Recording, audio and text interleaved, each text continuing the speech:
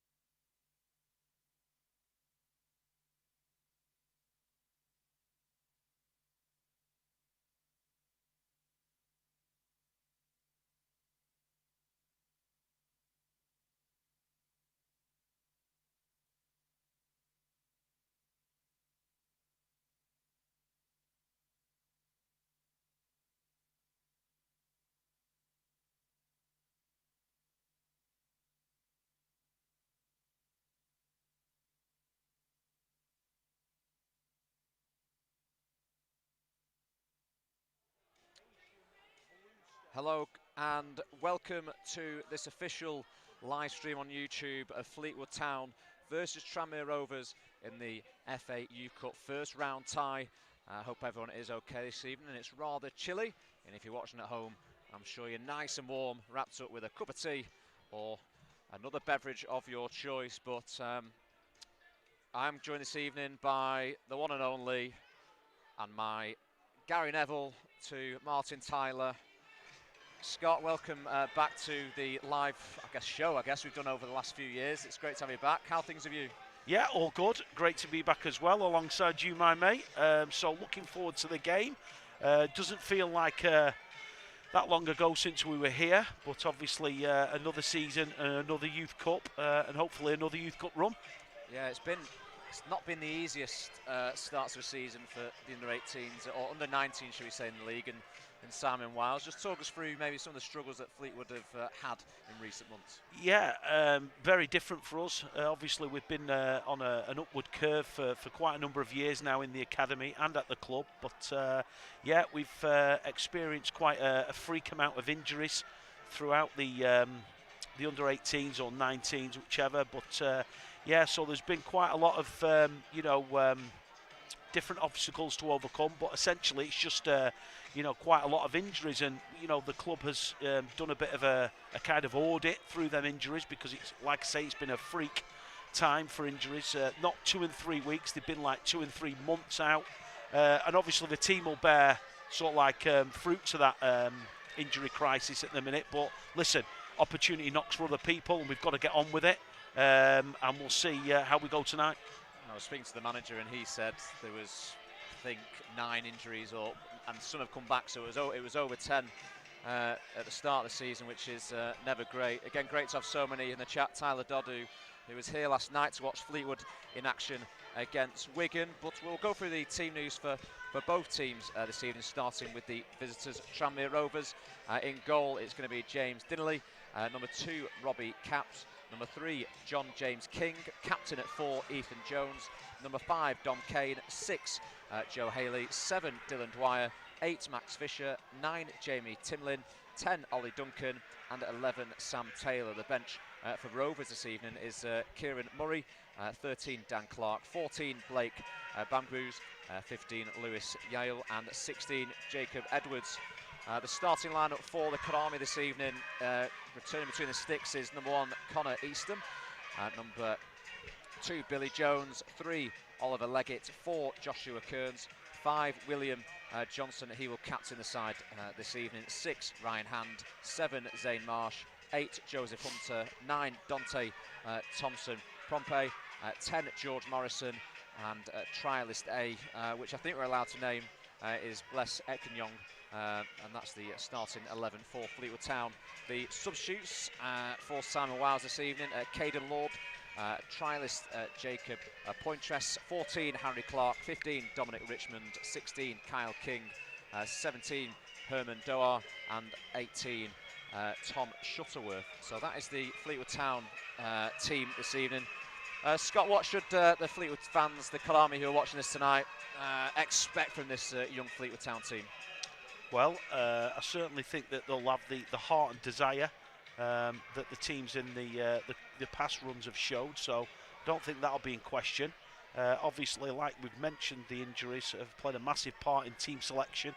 As you can see, quite a lot of first years within the team. Dante Thompson Premper being the only fit second year that we've got.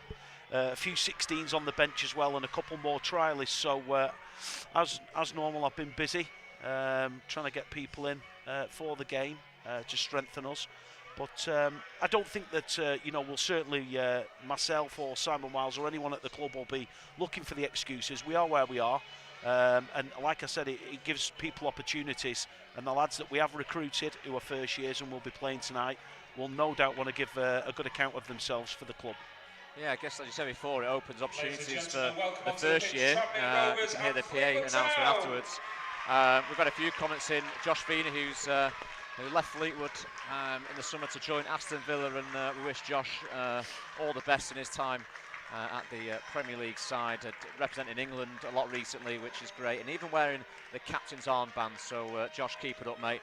Beryl Laycock, a Kalami legend, as a fan, she wishes the boys all the best. And Joshua Feeney again says, love it, Shutty son. Joe Kelly says, come on Richardson. We'll keep reading the comments out as they come in, as both teams have now entered the hallowed turf of Highbury Stadium, and we're only minutes away from kick-off. We will go through the teams again shortly, but as we know, Fleetwood, Scott, have reached round 4 for the last 2 seasons. That 4th round tie against Bristol City last year was heartbreak. No team deserved to lose that game when it go into penalties. But this young group now have got to look at those past 2 years in some respects and see if they can go and get one better. Absolutely, and it's great to hear from young Josh Feeney. We wish him well. We've still been tracking his progress at Aston Villa, doing very well, so keep that up, Josh. But yeah, listen, the lads tonight, like I said, won't be found wanting. And Simon Wiles and the staff will have prepared correctly, as we always do, and be looking for a positive result and a positive performance. Yeah, definitely. Both teams are in their huddles. It's a knockout game. If it finishes 0-0 after 90 minutes, there will be extra time and then penalties if needed.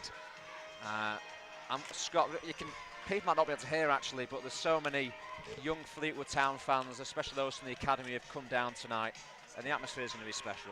Absolutely brilliant. And yes, it's a celebration of the academy this evening. So, yeah, all the teams, various age groups have all been invited down, and the coaches, and there's countless staff. And obviously they've been accompanied by the parents, which swells the crowd. So, yeah, creates a little bit of an atmosphere for us. Very different to last year's FA Youth Cup tie, when it was just me, you, and the dog round the corner with a few of the staff in, but again, this will add to the atmosphere, won't it, in terms of having a crowd, and then if things are going well, Fleetwood, the fans are going to react to how Fleetwood are doing. Absolutely, and I think as well it's to try and inspire the young players within the academy that they could be there one day, playing out there in the FA Youth Cup. That's obviously what we want, but like I said, we're hoping that it motivates and inspires them. Yeah, definitely. We have got a clock going on, but second half, I will mention, it does go to, it says 1 hour and 1 minute afterwards, so I will remind you later on. But the referee is just assessing and making sure that there are 22 men on the pitch, as it will be Fleetwood to get us underway in this first round FA Youth Cup tie at Highbury Stadium. And it's Fleetwood with possession straight away, looking to get at the visitors, Tranmere. but you've got to say the defender, I thought he did quite well originally, but it's going to be a free kick there to Fleetwood on this near side, which bless Ekpinyang wins, and again a trialist on paper, but a good chance for him to really showcase what he can do. Absolutely, the boy's on trial, and he's made a positive start there. Obviously Fleetwood have got the ball forward early, he's drawn the defender into a foul, and let's hope they can deliver a quality ball here early on. Oliver Leggett looking over this with the left foot for Fleetwood. I can't quite see who's on the left side, but it's going to be whipped into that near post, but looked like a flick off the defender and then attacker, which the referee agrees with, and it's going to be a goal kick to Tranmere.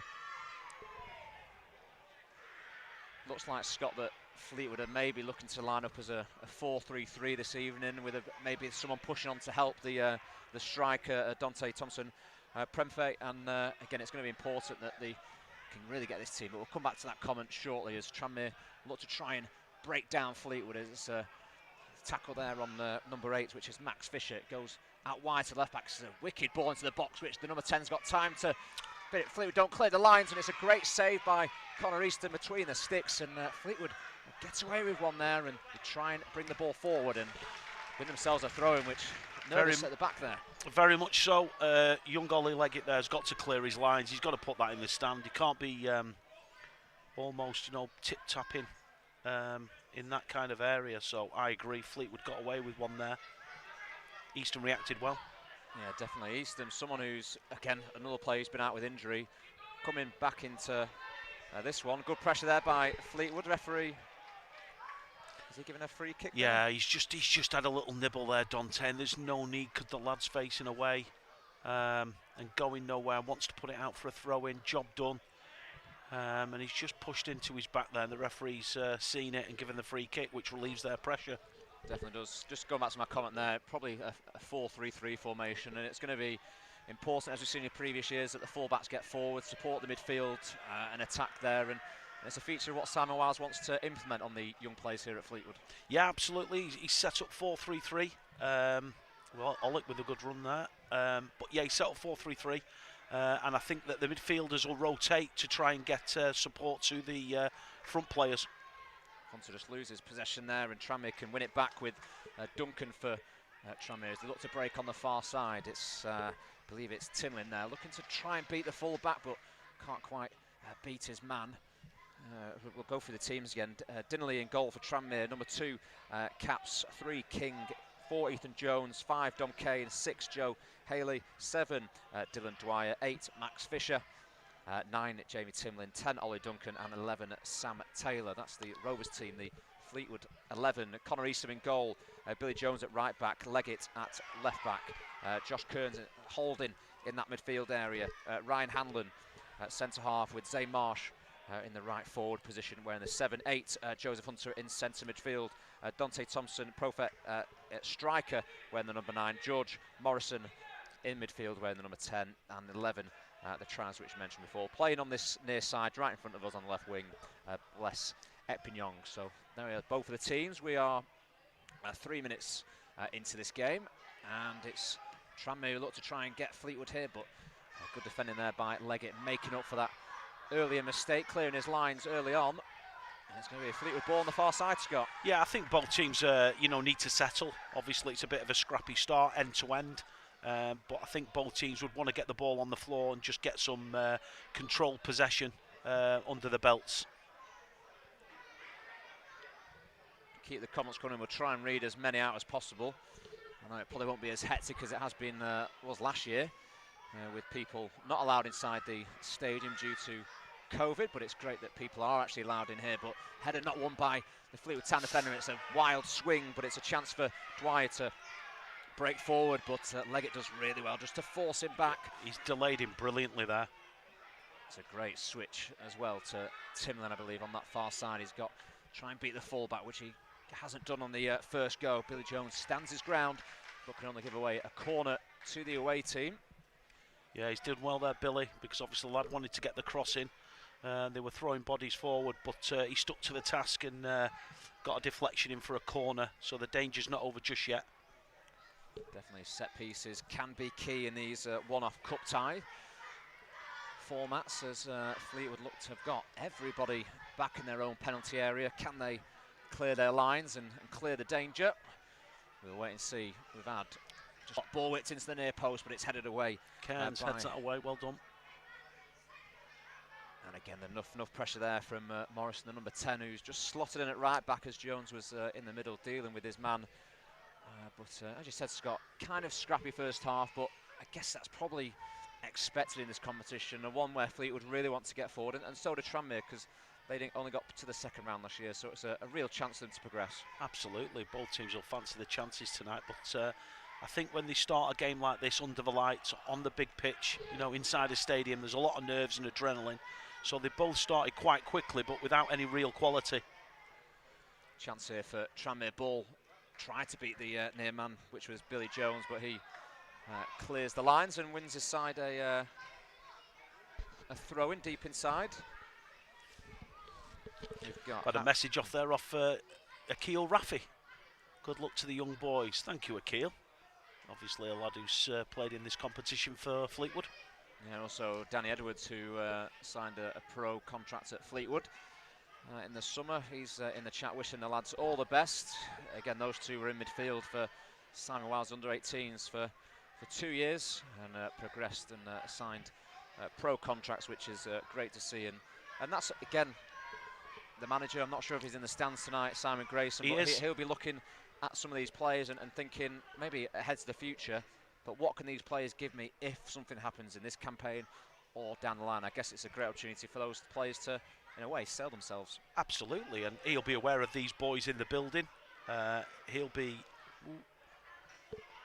Bit of chance across the box there. I missed that, just looking at my notes, but clears the danger away, and Fleetwood just maybe a lack in concentration there. Yeah, they look a bit nervy, Fleetwood. A few players going wandering out of position. Connor started to come there, was in no man's land, but the lad couldn't execute the lob over the top of him, and it went wide, and then Leggett cleared. We've got Harry Dunn. He's obviously a Tranmere fan, wishing Tranmere all the best with his comment. Come on, Tranmere, with the flexing muscle emoji. Great to have you in the chat.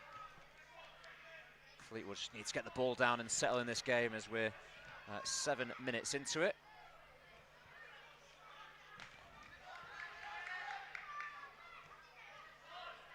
Both teams, Scott, you have to say, are struggling in the league. I think both teams are 11th and 12th respectively in the Youth Alliance League, which again is up to the under-19s level. This competition just for the under-18s alone. But again, you can kind of see why, in some ways, why both teams are struggling. Fleetwood I don't understand in terms of injuries, but just lacking maybe that little bit of composure when they're on the ball. Absolutely, both teams, you know, will welcome this a cup game tonight. Good tackle there by Billy Jones. I thought it was a foul there. The referee's missed that one, and Fleetwood win the ball back here, looking to try and drive forward. Dante does really well, just hold that ball up and allow his teammates to get forward, and it's switched to the far side with Jones now picking out Zane Marsh. Zane Marsh now cuts inside on this, inside the box. Good strike at goal, which the number 5, Dom Kane, comes and blocks and clears the danger. As you've got to say, that was Fleetwood's best bit of play. More positive, and obviously they moved the ball there with a couple of good passes into feet, and then obviously they get one of the wingers on the ball, Zane, who was positive and tried to get his shot away, which he seemed to strike well, but it was blocked well by the defender. Yeah, it was Zane Marsh with a shot, signed from Stoke in the summer on a kind of a first-year scholarship. Already seen a pacey winger who looks to get forward and provide crosses in the box. A player that reminds me similar to a player that Fleetwood have seen in the first team in recent weeks, but maybe someone he can base his game on. The Tranmere manager just trying to get his team just to calm down a little bit. It's Alan Morgan, played at Tranmere between 92 and 2002, with spells at Doncaster and Morecambe in his playing time, but a chance here for Fleetwood to drive forward with Epignon. He's got players to his right. Can he find that pass, which he does? Did well.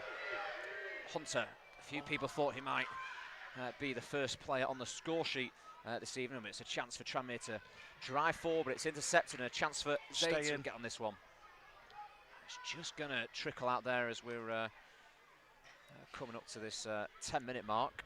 Yeah, well, Will Johnson covered well there, and the ball broke for Zane Marsh, but it just had too much on it. But a little bit better from Fleetwood again. Joe Hunter not quite getting the ball out to Zane, who was unmarked in the box. Just that, taking care of the final pass, but a bit better from Fleetwood. Yeah, definitely. Apologies, you're having a bit of issues with the clock. We've got one on the big screen, so we'll try and keep you up to date. But there's 10.5 minutes gone in this first round FA Youth Cup tie between Fleetwood and Tranmere. Tranmere all in yellow this evening, with Fleetwood in their red tops, red socks and white shorts. There's a long ball over the top to Dante Thompson. Doesn't quite get there, but it's Tranmere now who look to try and find feet, but it's a long ball to the striker, which again the Fleetwood Town defender does well on. But give credit to Ollie Duncan there for winning Tranmere the ball back, but it's going to be a Fleetwood ball that. Yeah, I think the ball before by Ryan Hunt. Oh, they took a quick throw. Chance here for Fleetwood, driving into the box. Pulls it back. It's got to say, a bit of a tame effort at goal from George Morrison, the central midfielder. But again, positive signs of Fleetwood going forward. Good thinking by Blesk with a quick throw. Dante in on the inside of the area, pulls it back. George Morrison will want to do better, but yeah, much more positive. Strike on goal. Ball cleared away by the captain Johnson, as Fleetwood again looking to hold the ball, and a clear nudge in the back there from Tranmere's number 6, Joe Halley, or Haley, whichever way you pronounce it. I think he's used his body well there, Dante. He knew that the challenge was coming in. And I guess, Scott, as a lone striker, that is so important in that game, in terms of holding the ball up, waiting for midfielders to come along, your wide players as well. It's going to be an important role for Dante tonight. Absolutely key. He's got to hold the ball up and know when to bring players into play, and also hold it up sometimes for the midfielders to run onto and support the attack. So definitely. Chance here for Kearns to drive forward, but he tries to pick out Marsh, but can't quite get that one. This is one that Eastham should be in control of, and that probably looked closer than it needed to be, but Fleetwood looking to try and play out from the back with Johnson. He's managed to pick out of his man, to be fair, which I thought that ball was going to sky right over the social club here at Highbury Stadium, but again, Fleetwood looking the more threatening Scott on the attack. Yeah, absolutely, and Will Johnson's made a good start, the captain tonight. A young man that's covered a lot of ground at the club in a very short space of time. Came in late from grassroots football, and obviously Wilesey's been suitably impressed to make him captain. Yeah, definitely a leader from the games I've seen this season. Oh, he's got an incredible attitude. And that's part of the I guess, the under-18s kind of. Oh, it looks a late one there, and the referee and linesman give that. But I guess it is about the football ability at this level, but it's also making them better people as well off the pitch. And I've been around the club for a few years now, as well as yourself, and that's a massive thing that Simon Wiles and the rest of the coaching staff try and implement. Absolutely, and I think that, most people would agree, and we certainly believe in at the football club, that, talent isn't enough. And I think you've got to develop them as people, and obviously the character of the player, because you're going to need a character for the journey that they go on. Certainly if they end up being professional footballers, which is obviously the goal, then they're going to need to be characters, on and off the pitch. And that's obviously what we try and educate them in, as well as the football side of things. Yeah, definitely a good header by Johnson, which is picked up by the Tranmere Rovers midfield. He looks to go long. Managed to pick out Dwyer on this near side, and it just trickles over the white line just in front of us. A bit of encouragement there from Mikey Simpson. He says, come on Tranmere. Great to have a lot of Tranmere supporters with us this evening. Again, Harvey Loran, he says, come on Fleetwood, with the 100% emoji. Can Fleetwood get that opening goal in this cup tie, just to settle down the young players here? As we said before, the occasion having a really good crowd, to be fair. It's going all the way across this. A wasted opportunity there from Fleetwood, Scott, you have to say. Got to do better. He's got to do better. We're 3-on-2, and he's just got to take care with the pass in the final third. He never really seemed in control of the situation when he broke, but like I say, he's got to do better there. We had a good opportunity. Good chance for Fleetwood. 16.5 minutes into this game. We've just turned the clock off just on our end from the stream, so we'll keep you up to date with it. But it's a pass, but it's come off yellow last if it doesn't stay in. But it's going forward now with Dwyer. Left foot strike at goal. It maybe looks like it is the hand, but you've got to say the hands are by his side when the shot comes in. Yeah, I think it was. It did strike the hand, but you know, he didn't move. He didn't try and move towards the ball. But again, Fleetwood sloppy in possession again. You know, under no pressure, you would say. It's a great ball by Ryan Hand. I don't know if Dante thinks he's actually offside there to make that initial sprint, but it's dealt with by Dom Kane, who picks out his full back, John James King. Tranmere just needs to enjoy a bit of possession, which a little shoulder, a little nudge, I say, just gives him a bit of space and leg it with a wild swing. I think it came off the defender, Scott Lass, which... yeah, it came off Ollie. He's just got to relax. There's just so many nerves out there. He's just got to relax. Easier said than done, but, yeah. you know, the game's 15 minutes old now, is it? Yeah, 17.5 on the clock from the big screen we've got. But a chance here for Tranmere. It's Timlin on the far side, but it's closed down by Jones. Not really giving him much of a breather, but can he find that pass? Certainly finds number 5, and that's Scott Waste. Centre half just needs a shout, a call. Just say you've got a bit of time, bring it out and find that pass. Again, why would you try and strike it first time? Why not take your touch? You're under no pressure. Get the information to the lad that you've got time and space. Take your touch, clear it properly with a bit of a purpose. Got to say, again, with kind of injuries and obviously Ollie playing well, it's a sign from Ross School who Fleetwood have a bit of a connection with on kind of his, I can't remember what it's called now, the form, it's gone out my head. There's a certain form, isn't there, that schools... Schoolboy forms. Schoolboy form, sorry. And again, it's great to see that the connections that Fleetwood have in there. Again, second year. Sloppy passes. Scott, yeah. Chance now for Tranmere to break with Caps now. He's only got one body to find, which is Taylor, but can't quite find his man. And it's back to Dylan Dwyer, who looks to find his midfield. But again sloppy pass from them. Tranmere. Great run by Hunter here, being dragged. Fleetwood to go forward. It's Zane Marsh now on the far side. He'll really want to drive at the number 3 as he gets inside the penalty area. Strike at goal, but it's deflected and nice and easy for the goalkeeper, Dinley, who's not had much to do to claim it. No, but I don't mind Zane being positive when he gets 1v1, and he shifted it and tried to get his shot away. And obviously it's bounced kindly, the deflection, into the keeper's arms. But there's nothing wrong with that when he gets, you know, into some space to be positive in that situation. Long ball over the top, which again strong from William Johnson, and a free kick for Fleetwood. Inside their half, and that's where just calmness comes into just relax.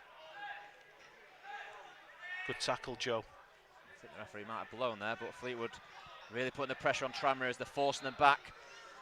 Holly Leggett there, just putting his left arm and wrapping around the winger. Nothing he needed to do, but just putting that bit of pressure on and let him know that he's there. I'm sure that was the intended thing to do. Yep, just error strewn at the minute from both sides. Sloppy, little fouls, little wayward passes. Neither side really have settled. And then throw in the mix that there's nerves. And we've got a bit of a scrappy opening to this fixture. Yeah, we do. We're just over 20 minutes into this cup tie. It's Fleetwood 0, Tranmere Rovers 0 in the first round FA Youth Cup fixture. Looking at the, they played each other once a season in the Youth Alliance League, which, as we said before, can go up to the under-19s level. Obviously, some of those players who might have featured aren't available tonight, and a bit wayward from both teams there. And Tranmere seems to pick up the ball here with Taylor. He looks to drive at the Fleetwood. Good tackle, Cairns. A good tackle there, and Fleetwood can break, but only really got Dante Thompson up top to find it. Can he use that pace and strength that he's got going forward? And it's good pressure and maybe a soft nudge there by the striker on the Tranmere defender, but the Tranmere defender wins a side of free kick.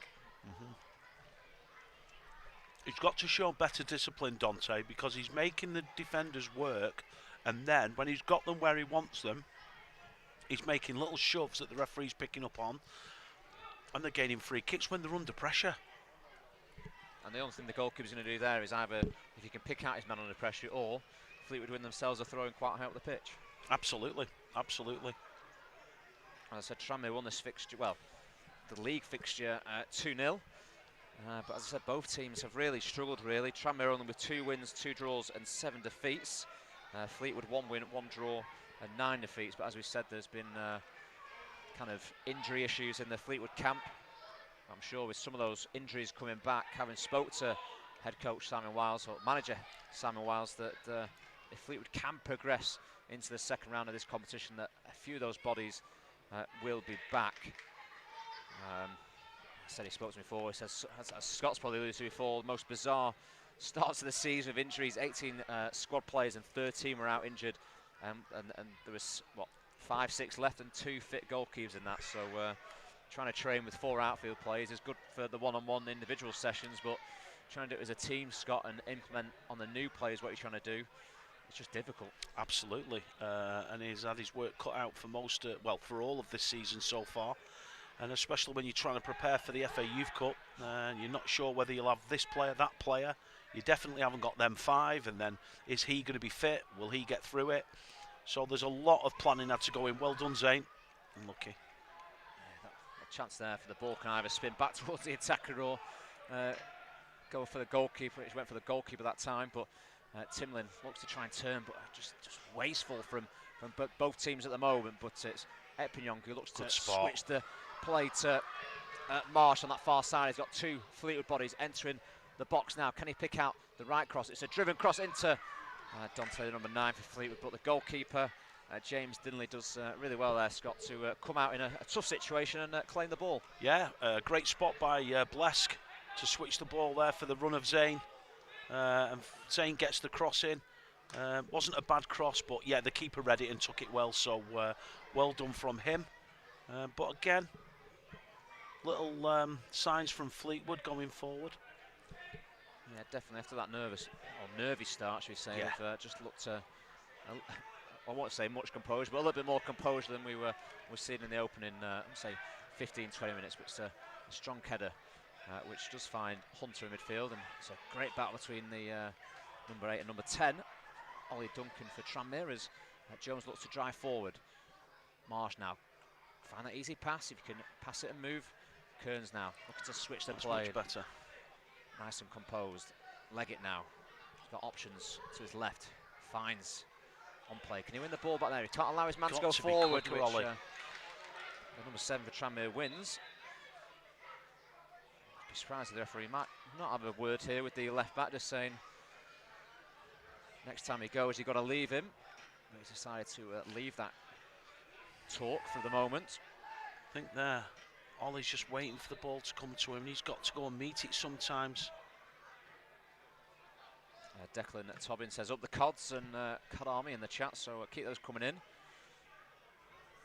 We are expecting a little bit of delay with the comments, so if you have said it a few minutes ago, we'll try and read as many out as possible. But I think, Scott, most of the young Fleetwood Town players who are in the academy, who were watching this time last year, are in the stands, which again, they probably need something from Fleetwood to boost the atmosphere inside the crowd. Absolutely. I think they're nervous. I'm nervous, to be fair. Yourself? I was before the game. Especially with this traffic around Fleetwood at the moment. It took me an hour to do 5 miles. Better. As Fleetwood look to drive forward. Nice little 1-2 inside the middle of the park. It's back out to Zane Marsh with a great ball into the box here. And it's just a great header from Haley, but ball crossed inside the box and the linesman on the far side. Well, I would say there, Sam, we're starting to look a little bit more threatening going forward. There's a much better, great ball by Zane Marsh there. Didn't overthink it, delivers it into an area. Not quite fell for George, but then Blesk at the back post and was offside in the end, but much better. Oh, it's going to go first time to left back. He gets away with that one as Tranmere look to break out of Fleetwood's press, which they do really well. Let's have some of that chocolate orange in a minute, Scott. You make me hungry. There's half there for you, my mate. Oh, wow. For me, it's such a Christmassy, wintry chocolate bar or to have, but I'm sure we'll talk about food at some point later on in this show. But second favourite subject, that, Sam, for it you. is, to be fair. sure the chat will let us know their favourite chocolate bar soon. As Fleetwood on the attack now, it's tried to be played outside of the boot to Thompson, Brentford, but it can't quite beat the striker, and Taylor does really well. Initially told the ball up, and Fleetwood, as you should do as a centre half, follow that forward into that midfield pocket and try and win it back. As Tranmere play, got to say it's a superb play by the team in yellow, as it's a ball dinked over the top to Dwyer. He's through on goal, he's got to strike it, but it's a strike at goal on target. So we've not had many of those, but Connor Easton well positioned to catch that one. Yeah, I'll be pleased with that, Connor. First real opportunity of a threat from Tranmere. They worked it well, got the ball in over the top, and the lads hit it straight at Connor, which was a comfortable save for Connor. In those situations, you probably have to go across the goalkeeper. If he spills it, you hopefully one of your teammates is following up, but that's the angle to go for in those. Yeah. You get taught that as kids, don't you, I think, at a young level. Head the ball down, shoot across the goalkeeper. Don't pass it across the back line. Oops. Looks like just stood on his toes there, and Fleetwood and themselves a free kick just inside the Tranmere half. We've got Cameron Rogerson, Super White Army, Tranmere Rovers fan, and Pete Wood, who most will know around Fleetwood, saying good work as usual, guys, which thank you, that's Peter. Our first compliment of the evening. Very nice of him. Hopefully first of many in the FA Youth Cup. As Fleetwood, that's better from Leggett, the first control, and he probably gets away with that one, but Fleetwood got space on that right side. Brilliant by Will Johnson. But it's Hunter now. Let's try and play in Dante Thompson up top, but just the pass wasn't quite there, and it's going to be Billy Jones, the right back, to get the game, or the ball running on the far side, as Fleetwood looking for bodies. Morrison now, closed down by, I believe it's number 5. I think it's Dom Kane, the left-sided centre half for Tranmere. As Fleetwood looking to try and take advantage of their positive kind of last 5-10 minutes in this game. You've got to capitalise, Scott, haven't you? When you're on top in games at any level in football, but especially in a cup tie, when you're on top, get that goal and settle down. Absolutely. I wouldn't say Fleetwood have been on top. They're creeping on top of the game, but yeah, like you say, those little chances, if they can just take one. But then again, Tranmere would argue that they've just had a more clear-cut opportunity, would we say? So they'll be disappointed that the lad didn't get the a better connection or a better execution across the keeper, as we mentioned. But yeah, like you say, both teams will think the first goal here is very, very, very important. Yeah, definitely. Completely agree with you on that one. It's going to be a free kick to Tranmere, just about 25 yards away from the goal, which James Diddley will take. So wasteful clearance as Morrison looks to drive forward, which he does superbly well. Back out to Thompson. Pompey, but he's not really got many options. He's got 3 in the box if he can work across an opportunity, which he doesn't quite get round to, but it's a chance for Kearns now to pick out the right pass. Marsh looks to try and be too clever with the flick around the defender, which doesn't come off, and a long ball over the top, which Fleetwood can recycle now. Yeah, and I just think there's a little bit of decision making. I think that we could have come out this side where there was space for Blesk. So it's just them little decisions at the moment as Jones clears up there. He's had a decent start to the game, Billy. Obviously not a right back, centre midfielder, playing right back for us tonight, but he's acquitted himself well. Yeah, signed from Everton. We'll come back to that chance, but it's a great defender there by Leggett. He's done well there, Ollie, coming across to cover. Concedes the corner, but he was alert to the danger. Just a quick birthday shout out. John Scott's got a comment in. Can you wish Jack Wright a happy birthday? So Jack, hope you have a great evening watching the live stream on Fleetwood's official YouTube channel. Happy birthday, Jack. A chance here with 31 minutes on the clock for Tranmere to open the scoring. Plenty of bodies in that box. It's crowded. It could pinball. Which is now delivered into that penalty area zone. It's a decent ball, but headed away by Johnson. I just saw the fire, to be fair. It wasn't a guess. Well, he's mistimed that one, and it's a chance for Tranmere Rovers, which is taken by Sam Taylor. Got to say, you've got to react as a striker to anything that comes in the penalty area. And Tranmere, Scott, a 1 goal to the good. Yeah, absolutely. Disappointing goal to concede. Just didn't quite understand what happened there, apart from, you know, a ball that we cleared, and then they've just, you know, nodded it back more hopefully than anything else, and it just seemed to bounce over the top of us, and they reacted quicker. 32 minutes gone on the clock. It's Fleetwood 0, Tranmere Rovers 1, thanks to a Sam Taylor goal. Fleetwood now, Scott. Yes, they've had some chances. It probably has been a fair 50-50 game so far in the opening half an hour of this match. But what do Fleetwood need to do now to react? Well, they need to show a reaction. I still don't think they're moving the ball and getting passes in. Whenever anyone seems to get on the ball, it seems to be they want 2 and 3, 4 touches instead 1 and 2. Again, they're blessed. You've got to get control of the ball so we can build from it. It just seems to be sloppy, and people just... That's a bit better by Ollie. That's what he's good at. Leggett drives forward, pulls it back into the penalty area, but the Tranmere Rovers, number 4, Ethan Jones, and captain, reads that superbly for the pullback, which maybe a foul there on number 11. It's a chance for Tranmere Rovers to make it 2, but as you say there, Scott, Billy Jones on the cover on that right side, which any good fullback should do, to head it back to Fleetwood Town goalkeeper Connor Easton. Elliot Pryor says, get in there, go on. Obviously a Tranmere fan watching this game, and EQ2 Snorkel says get in. As I said, great to have Tranmere Rovers and Fleetwood Town fans joining us this evening as we've played 33.5 minutes in this first round FA Youth Cup tie, which Tranmere are leading 1 goal to the good thanks to a Sam Taylor left-footed strike on the half volley past the goalkeeper, and at that distance, goalkeeper has to react really quickly. Well, that was the other thing as well, that without watching it back, I'm not sure if Connor could have been a bit higher with his position. I'd have to watch it back, but he seemed rooted to the line.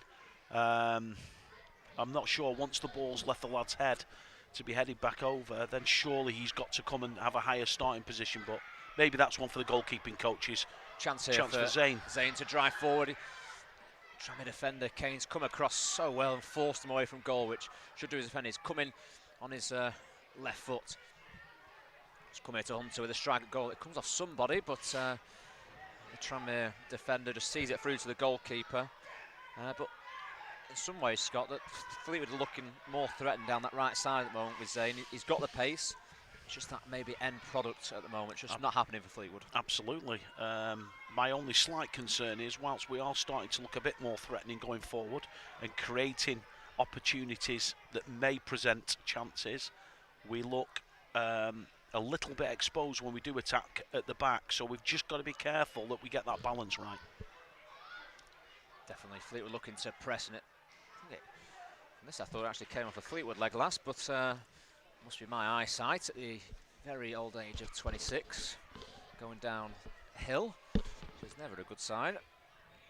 It's a Fleetwood throw in midway inside Tranmere's half. Kearns back to Jones. Chance for Zane now to hit the ball, and he's got body to hit, and it hits to Dante, but he can't quite get in front of the defender, and Dinley, the goalkeeper, was a bit rooted to the spot there, and a little bit sharper movement, Scott. He might be able to nick that in front of the goalkeeper. I would agree with you there. I think Dante's got to anticipate and get across the defender. I caught you napping there, didn't I, on a drink, or it was either food or drink. We've got Connor Murphy in the chat, says, come on, Dylan Dwyer. He's wearing the number 7 for Tranmere this evening. So, Connor, hope you're enjoying the stream so far and enjoying your team being 1 goal to the good. That's Hunter now driving forward, but again, can't quite find that pass. Whether he could have switched that to the far side. What I was talking about there, Sam, he's got to take less touches. He's done the hard part, and then he can get the ball out wide to Zane quickly. sometimes you can overcomplicate football. Agree. I think one of the most famous managers in English football probably said a similar quote. I can't know it quote word for word, but make the ball do the work. Exactly. And do you know what? I would probably say that Fleetwood at the minute are trying too hard. They just need to relax, which we said at the start. But just, trust themselves a little bit. Bit of a shirt pull there, which the referee hasn't seen, but gotta say, Johnson so calm, and that's what he needs to, in a way, lead by example with the rest of his teammates. When you're under pressure, can you win yourself a free kick, or can you play out from the back, which you haven't mentioned him, but Ryan Hand, that header, which is recycled by his centre-half partner. And it's Easton with the distribution to that right wing. It's a great Jones. ball by young Connor Easton, that. When you've got again 2, 3, 4 touches, and here we go again. 1, 2, 3, 4 touches. Nap in there. Fisher driving forward. Good tackle by the Fleetwood Town defence. Can they break now? Finds Zayn. Brilliant again, Zayn. He's done so well. Marsh now driving forward. He's got one body in the box. He just overhits that cross, and it's going to go out for a Tranmere goal kick. I wouldn't have minded him coming across there and driving, further towards the touchline, and then maybe having a pullback. But listen, Zayn's been a bright spark here. He's done well there. Yeah. And in the last few, maybe last 10-15 minutes, he's showed a lot of willing. I just like the midfielders and some of the defenders just to stop complicating it and taking so many touches. Shift the ball quicker.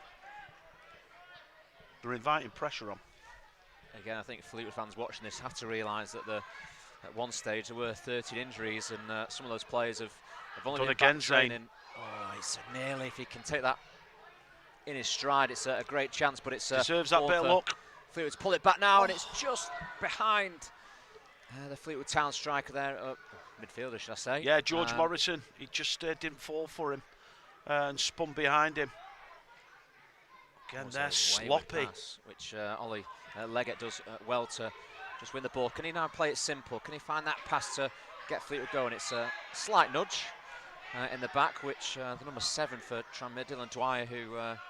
but he's saying there to Bless, go on. Well, if he hasn't, give it his feet then. Because the next simple thing is, can he go back, or can he clip it over the right back shoulder and leg it through? But... it's easier said than done being in the stands. Oh, he's brilliant up here, Sam, isn't it?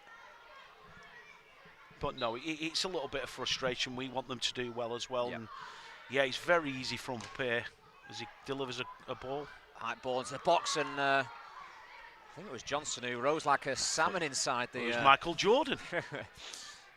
Great chance, but a spin. And again, no foul. I think the number 10 for Fleetwood, George Morrison, just jumps into that challenge there, which the referee sees none of. Zach Williams says Big Dom Kane is a beast. Kane, one of the centre-halves of Tranmere Rovers, and Tranmere under a little bit of pressure, which Dinley deals with it quite comfortably, but a throw-in for Fleetwood just in the Tranmere half now. You can hear the young, I'm not sure what age group it is, just to my left, about 10 o'clock as we're looking down, trying to get the crowd going.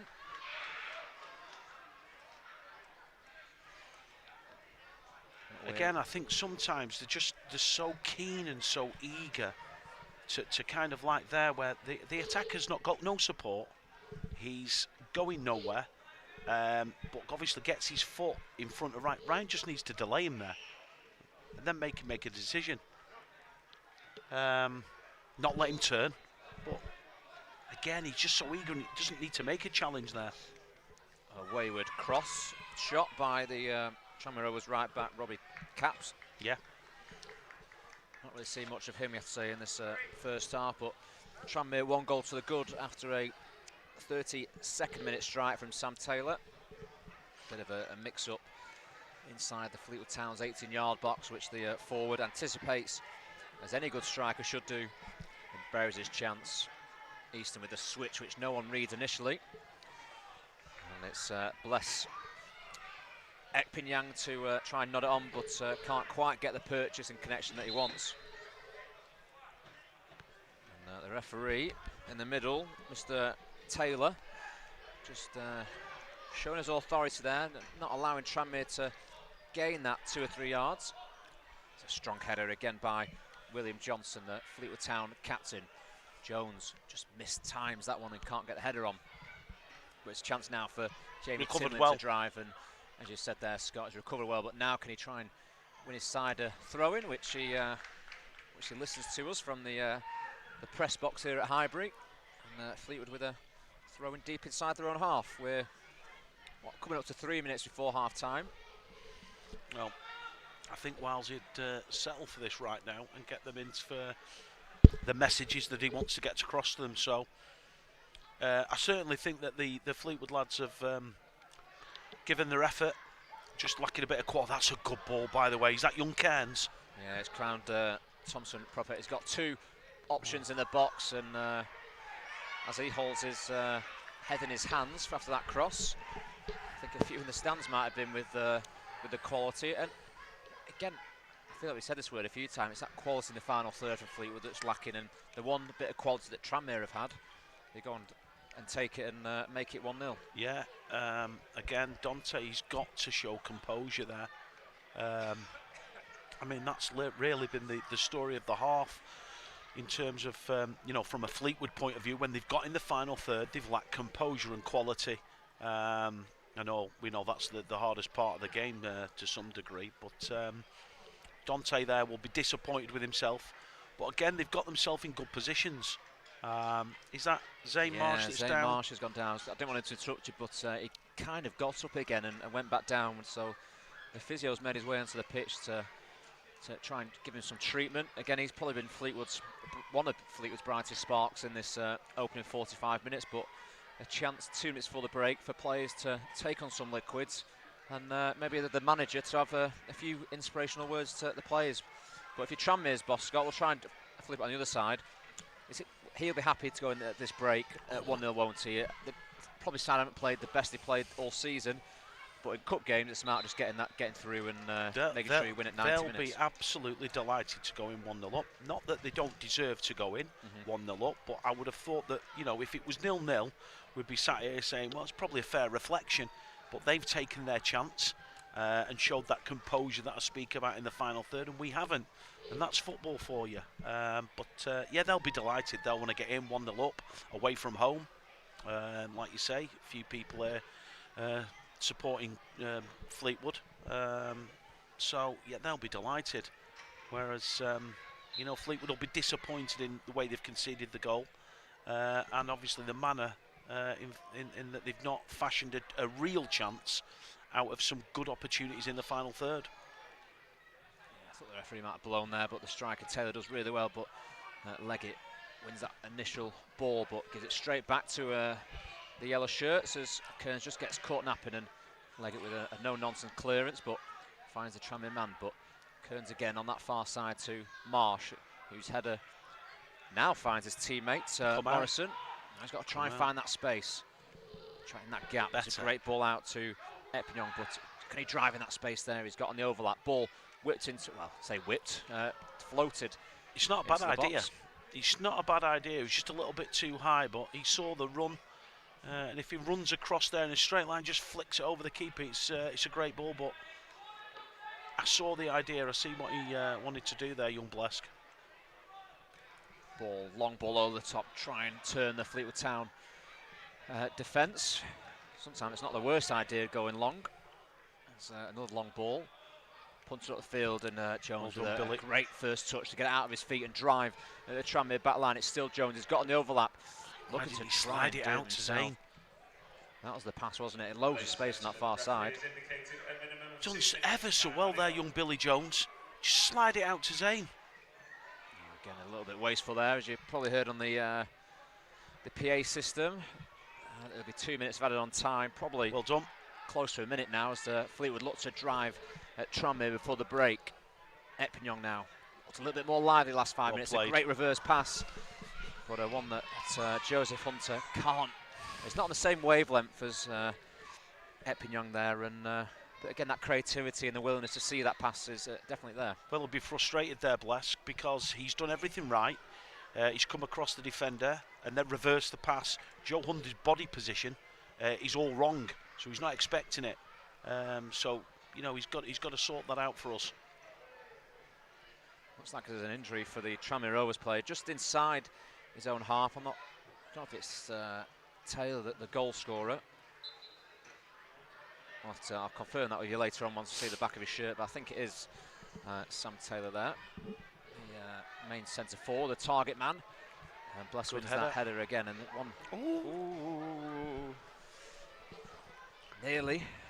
I think we might have been clutching there. It's the way he firmly headed it, and the keeper had started to come out in a slightly different direction, but he was quite comfortable there, the keeper. I don't think there was any danger. Just one here, EQ2 Snorkel says, watch one of Fleetwood's young lads on loan at Bamber Bridge, young Dylan Boyle. He did very well and returned to Fleetwood last week. So yeah, young Dylan. Part of this, sorry to interrupt, but part of the under-18 squad 2 years ago that went to Millwall, was so close to reaching the next round. But maybe we'll come back to that in a second. As the ball into the box, and it's Taylor again with a first-time effort, but it just sails over the crossbar. Great chance for the visitors there, but yeah, Dylan Boyle, an example of someone who's hard work, come over from Ireland to come to Fleetwood, really developed himself, captain this under-18 side for the season, and gone on loan and done really well. Yeah, fantastic young man, Dylan. Still at the club, obviously, just returned from a loan spell at Bamber Bridge, and funny enough, Akil Rafi's gone in the opposite direction now and gone on loan to Bamber Bridge, and he'll be sure the Bamber Bridge faithful will be hoping that Akil performs like Dylan did, but Dylan was an integral part of this FA Youth Cup run a couple of years ago. I remember us beating Watford here at Highbury, and he was a part of that. So, yeah. Don't forget tomorrow evening here at Highbury Stadium. It's Yeah, we'll leave you to it now. We'll give you about 10 minutes break, so we'll keep the live stream going. We'll put the generic slide on, so don't worry if that goes on. And we'll join you back very soon. But at half time, it's Fleetwood 0, Tranmere 1, thanks to a Sam Taylor goal.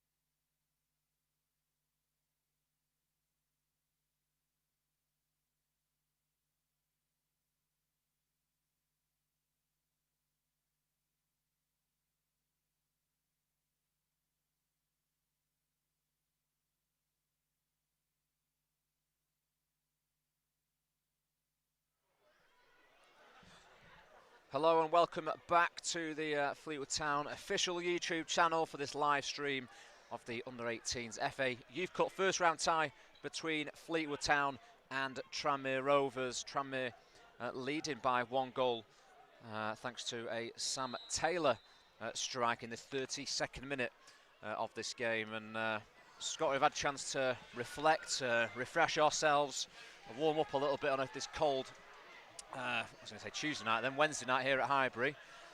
Big 45 minutes for Fleetwood to turn this tie around. Absolutely. Huge 45 and big effort required.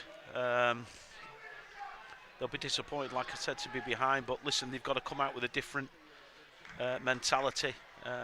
You know, put that behind them and try and get level in this tie. Chance here for Epignon to get forward. He's done well initially. Oh, it could have easily stuck in at the near post there, and that's the start that the manager Simon Wiles will want. Absolutely, positive run. Good ball. I think it was Josh Cairns that played the ball into Blest there, and yeah, like I said, he actually looked like he delivered a good cross, but then the defender kind of diverted it towards goal, but the keeper did well to come down to his near post and just gather it. Yeah, Josh, he's playing kind of in that holding midfielder role, wearing the number 4 shirt for Fleetwood Town. Progressed through the year groups in the academy. Only recently come back from a hip injury. Made his first start against Blackpool, which was not the Saturday gone, the Saturday before, which finished goalless in the Youth Alliance League fixture. But again, great to see him back on the pitch, as well as many others who have also been out on injury, and I've been told by the manager to give a bit of a shout out to those players who are missing out today, which I'll when I get time to do it, I'll read a few of them out. I don't know whether we'll have enough time to mention them all. I've got quite a list here to say. Probably one of the two noticeable ones in some ways in terms of what we've seen in recent years is Harry Wilson and Covey Smith. Covey, I think it was 3 goals in last year's campaign, which helped Fleetwood reach the 4th round, for them to go out on penalties to Bristol City. Well, they'll both be big misses, obviously Covey and Harry Wilson. And just while we're on shout-outs, I must mention that Harry Wilson's mum is a little bit under the weather. She's currently in hospital. So a shout-out to Anne, and we hope you're feeling better and make a speedy recovery. So yeah, thinking of Anne. Excellent, well said there. And just talking of Harry there is what's great to see. I think this week he's just returned back to the grass, so again a few more weeks for him to get sharp, and hopefully we'll see him back in the red and white of Fleetwood in a few weeks, maybe a month to come. But back to this game, we played 48 minutes. It's Fleetwood 0, Tranmere 1, and Tranmere have a throw-in, just creeping up to halfway inside the Kodami's half. We've got Bethany Leggett, says, come on, Ollie, we're all watching you, FTFC. So Bethany, thank you for getting that comment in. If any more coming in, we'll try and read as many out as we can, but that's great defending. But it's fallen back to Tranmere. It's the number 9, Jamie Timlin, now with the ball into the near post, which is cleared, and, well, now cleared by William Johnson to Dante, but he can't quite get that ball under control. Kearns doing the job that the player we were talking about before of Harry Wilson, sitting in that midfield. As again, Fleetwood lose possession here, and after a bright start, I think the defenders tried to leave it, but the linesman's flag is up for offside. Sloppiness again. They seem to tidy up, and then it goes straight back to it, but they've just got to keep, you know, chipping away and trying to drag themselves back in, or drag themselves level. They're certainly not out the fixture, and like I say, I don't think you know, possibly deserve to be behind, but they are, and they need to address that. Andrea Laycox joined the stream as ever. Andrea, this is the comment I was waiting for Scott to perk up on.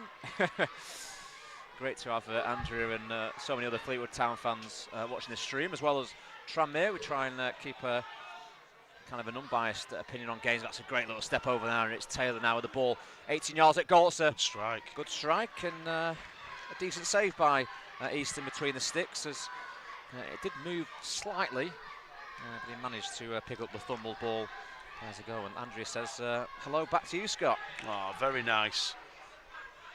I've not seen Andrea for a while, to be fair. Andrea, I hope you're doing... a chance here for Joe. Do well. Joe to get in there, but well, covered round the number 6, Joe Haley there.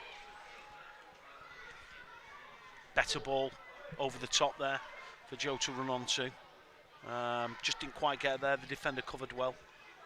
But yeah, a little bit more encouraging for us. It's going to be number 2, Billy Jones, to take this one. It's a long throw into Johnson Prophet, but he can't quite get the ball under control, and it's cleared away by Dinley. He's got to win that one again. He certainly does, the Fleetwood Town number 6, and somehow they come away with this now. But George. It's Morrison now. 25 yards from goal. It's a clean strike, but one the keeper, Scott. You were expecting to save that one. Well, he did. I do, but I expect George to do better because he's broke forward. He can carry on driving into the space, but he's so eager to get his shot away. I think he could have drove on. Yeah, probably had another 5 or so yards, absolutely. really, and maybe his eyes just glowed a little bit too early for him to get that strike on. But better from Fleetwood in those attacking midfield areas, and it's Hunter. Loose touch, but he managed to get away with that one. Still think they can move the ball quicker, Fleetwood, as is the case right there. Oh, it's another clearance not dealt with, and it's a chance for Tranmere to maybe double their lead. Ball into the box. Jones knees it away from danger, and Zayn, I think that's probably a foul, which the referee is probably on the blind side of the actual contact and not seeing it. Maybe a chance for his official on this near side to put the flag up for that, but it's a ball into the wide forward of Tranmere. It's back to the midfielder. Jones, the captain, he can't quite get past the Fleetwood Town defences. Again, I can't quite see where the ball's gone. It's managed to go back to Connor Easton, who's got a little bit of time. Not his favoured foot, but he's managed to pick out a great well pass. there, young Easton, with left foot. And well played by Blesk, and now we've got a little bit of time and space. Great switch to play, which Jones now looks into drive into a bit of space. He comes in on his near side. It's a great touch by Marsh, but again, just that final ball for Fleetwood is just lacking. I'm sure it'll come.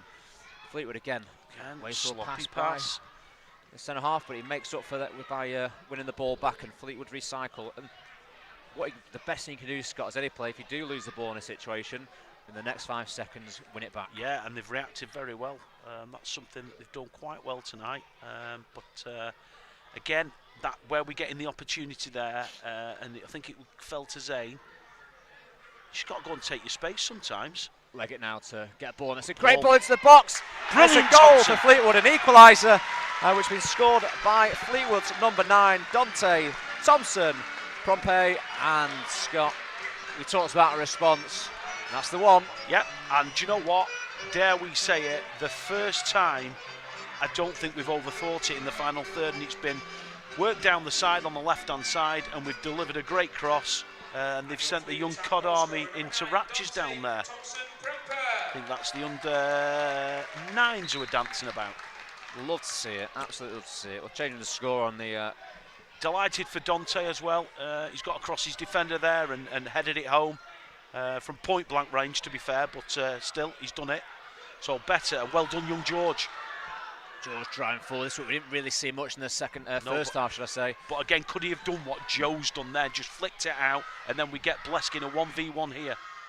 Epion with a strike at goal, but it's blocked by the yellow shirt in front of him. And again, this is where Fleetwood need to capitalise. Tidies up well there. On the momentum that they've got. And I think, was it Ollie Leggett that crossed the ball? It was a great cross by him. Oh, superb. I just got Billy Batch in the comments saying, come on, boys, and that's a cross that young Billy would have been proud of himself. Absolutely, Batch. I'm not sure I've seen Billy Batch put a cross in like that. Batchy. Anyway, lovely to hear off young Batchy. What a guy. Fleetwood now, possession, knocking it round with a little bit more confidence, which is great to see. Yeah, you know, it will have given them some great confidence. That's a great run by George Morrison there. Into the box, it can't be fouled. It's going to be a corner for Fleetwood, and and all of a sudden we start moving the ball quicker, which is what we were almost begging for in the first half. But now it's like almost the shackles have been taken off.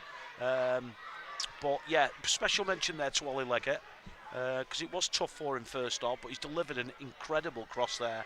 I mean, Dante just has to literally nod it home from 2-3 yards, but well done, Ollie. Corner for Fleetwood. Looks like he played back short, just under his body in some respects for Leggett, but Kearns with a strike at goal. And again, snatching. Just relax, play it back out wide. Josh Feeney in the comments again, doing the Ronaldo Sue in the chat. Andrew says, get in there, Bethany Leggett, cheering on Fleetwood. And young Rafi as well. Hey, listen, I didn't realise they were all free tonight, them boys. They could have come down. They're probably watching it on the big screens at home, aren't they? On the 74-inch and all that. Beryl Laycock, that's Andrea's mum. Doesn't look old enough to be Andrea's mum, but it is a mum. We've had 56 minutes in this first round FA Youth Cup tie, and it's Fleetwood 1, Tranmere 1. It was Tranmere who took the lead in the 32nd minute thanks to a Sam Tyler half volley inside the Fleetwood penalty area. I think he's a bit unlucky there, Billy Jones. I thought he got a touch on the ball. He's never booking him. Come on. He actually got a touch on the ball, Billy Jones, there. I must admit, I didn't see it, to be fair, but I'll take your word for it. But again, as fans and players, the next tackle that's like that for the opposition team, the referee has to be consistent. But he's had a good game so far, the man in the middle, Mr. Taylor. And you hear the boos echo around the Parkside stand from the, I think it's the under-10s down there, making the racket.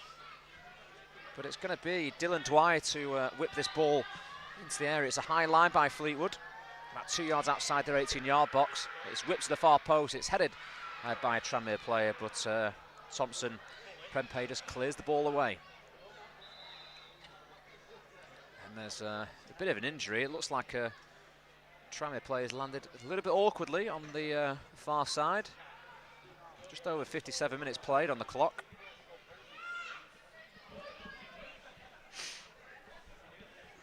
Probably a bit of a breather now, but again, if you're Simon Wiles, Scott, you've got a chance to speak to your players.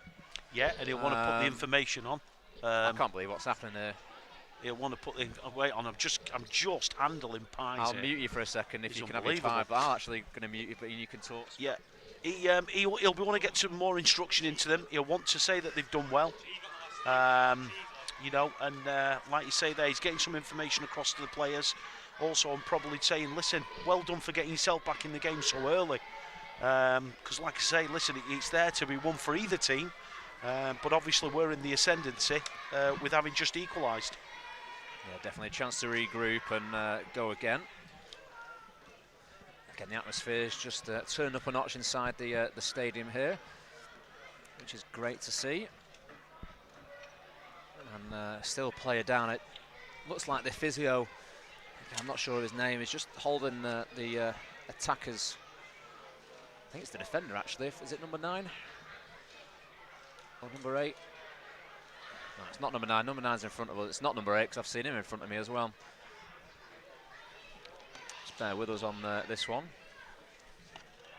Might actually be the Tranmere Rovers defender Dom Kane, who's walking a little bit gingerly at the moment. And I can't believe before, as we were trying to see who's going to get the last steak pie. Oh, I can't believe he's not given us any daggers. I can't eat this with my hands. Boom, which is the cheese pie. But, oh, have you? Yeah. But first and foremost, thanks to the amazing staff and Richard Cooper for looking after us. Cooper, that. If he gets the brew, it goes from an 8 to a 10 out of 10 for hospitality. Kevin Wilkes has just got a comment in here whilst we have a slight break. It says, fabulous goal. Please give a shout out to Rio Cragg, who was, he says, fabulous shot stopper, unfortunately on the Fleetwood Town injury list. And yeah, we a shout out to him, and we hope he's back training and back between the sticks soon, because a great prospect there. Yeah, young Rio, unfortunately had concussion, so missing tonight, but he'll be here cheering the lads on and wishing Connor, you know, that all the best in between them sticks. We've got back in play. We're just gone past the hour mark. We've had to keep our clock on the stream off just due to software issues one we're using, so apologies for that one. But I'll try and keep updated as often as I can, and that's a great touch there by the... Oh, good strike. Oh, he's got a touch on that one. It wasn't the man I thought it was. It was Max Fisher there with the left-footed strike. And one where Easton's probably not sure if it's hitting the crossbar, just going over. But as any good goalkeeper, you just make sure. Yeah, I think he got a good hand on it as well, but central for him, which he'll be pleased about. But the lad struck it well, and he's made a good save. But again, listen, great touch by, I think it was the 11, but TRANMERE then laid it off. So TRANMERE starting to just creep back in, so Fleetwood need to be on the guard here. We whipped into this 18-yard box at the near post, and that's one for the midfielder to forget rather quickly. I'll keep talking whilst Scott dives into this steak pie.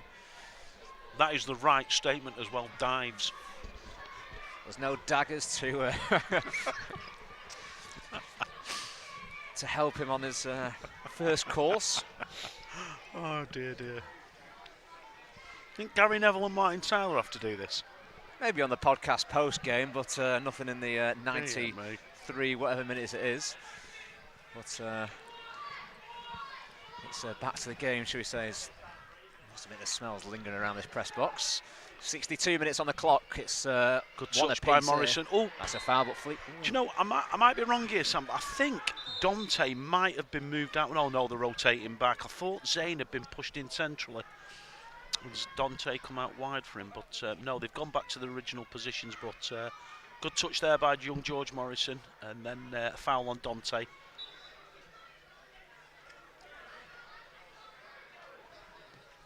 Yeah, I've had a comment here. We'll read it soon, Matt. Thanks for getting that one in. But back to this game. I want to get a bit more serious for a few minutes. As Fleetwood look to keep the ball on that far side, which the left forward does well. It's a long hoof up top, which is claimed by the number 6 of Tranmere Rovers, Joe Haley. Keen to get on with it though, Fleetwood. Shows a bit of confidence, that. Great tackle, won the ball there cleanly, but now Tranmere, can they got the options going forward? It's Timlin now, closed down, but does well to poke the ball forward. And again, Fleetwood win the ball back by George Morrison. Switched out to the far side. Epignon now looks to try and find that easy pass, and careful there, Blesk. Gets away with that Hunter, but good lovely spot, switch of the play, which now Marsh has got a chance to drive forward, but the Tranmere defender just gets a toe in there, which is John James King. He's had a solid game at left back so far. Yeah, he's done okay, the boy, but I think Zane's got to come and collect that. Good spot by Joe Hunter, but Zane's got to ensure that he gets hold of that ball so we can carry on the attack. Josh Feeney's calling for his friend, number 16, Kyle King, to come on and score the winner in this game. Will he make it onto the pitch? We'll have to wait and see. It's great to see Kyle Harrison King back as well. He came in at the start of the season. Another boy who's come through the academy. Great character. One for the dressing room, that boy. But listen, he's got himself back fit and he's on the bench tonight, and well, that'd be some story. Definitely would. I believe he's only had a few days in training as well, for the reason why he's on the bench, but if he can make an impact, that'll be great. But it's going to be a sub-4 Tranmere Rovers, the first of the evening. It's going to be number 10, Ollie Duncan, to come off and be replaced by 14, Blake Bang Booz. So he'll be looking to make an impact and try and get Tranmere back on track in this game. But we'll read that comment out before the throw-in comes in. It was Matt Barbary.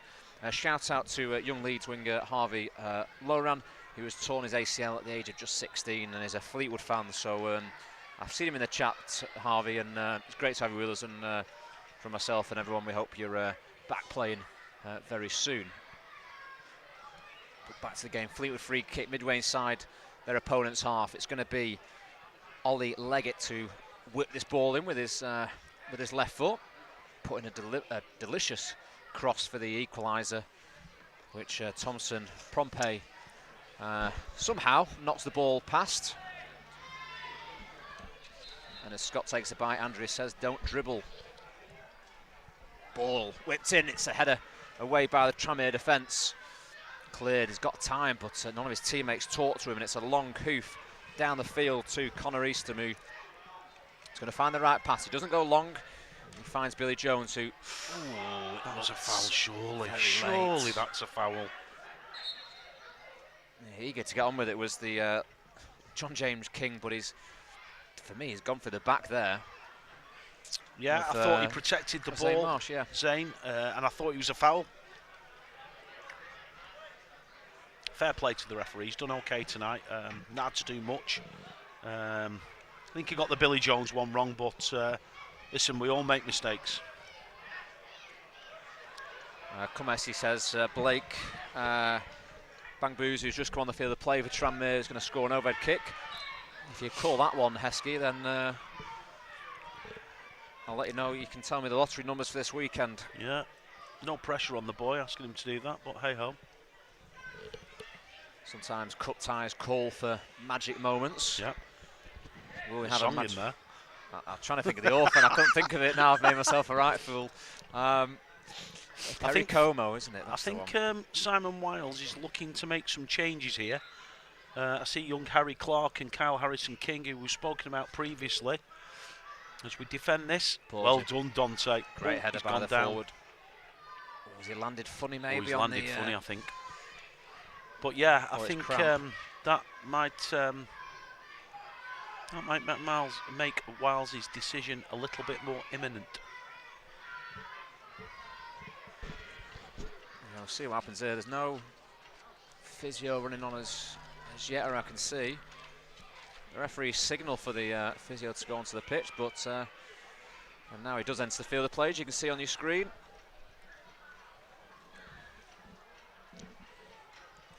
We've got Mick Clark in the chat saying, get Harry Clark on. Will he be the player to change the game and turn it around for Fleetwood fully? And Carly says Tom Shuttleworth, he wants him to go on the field of play, the number 18 for Fleetwood Town, as we will try and read as many comments out as possible. More importantly, Sam, Liverpool are 2-0 up.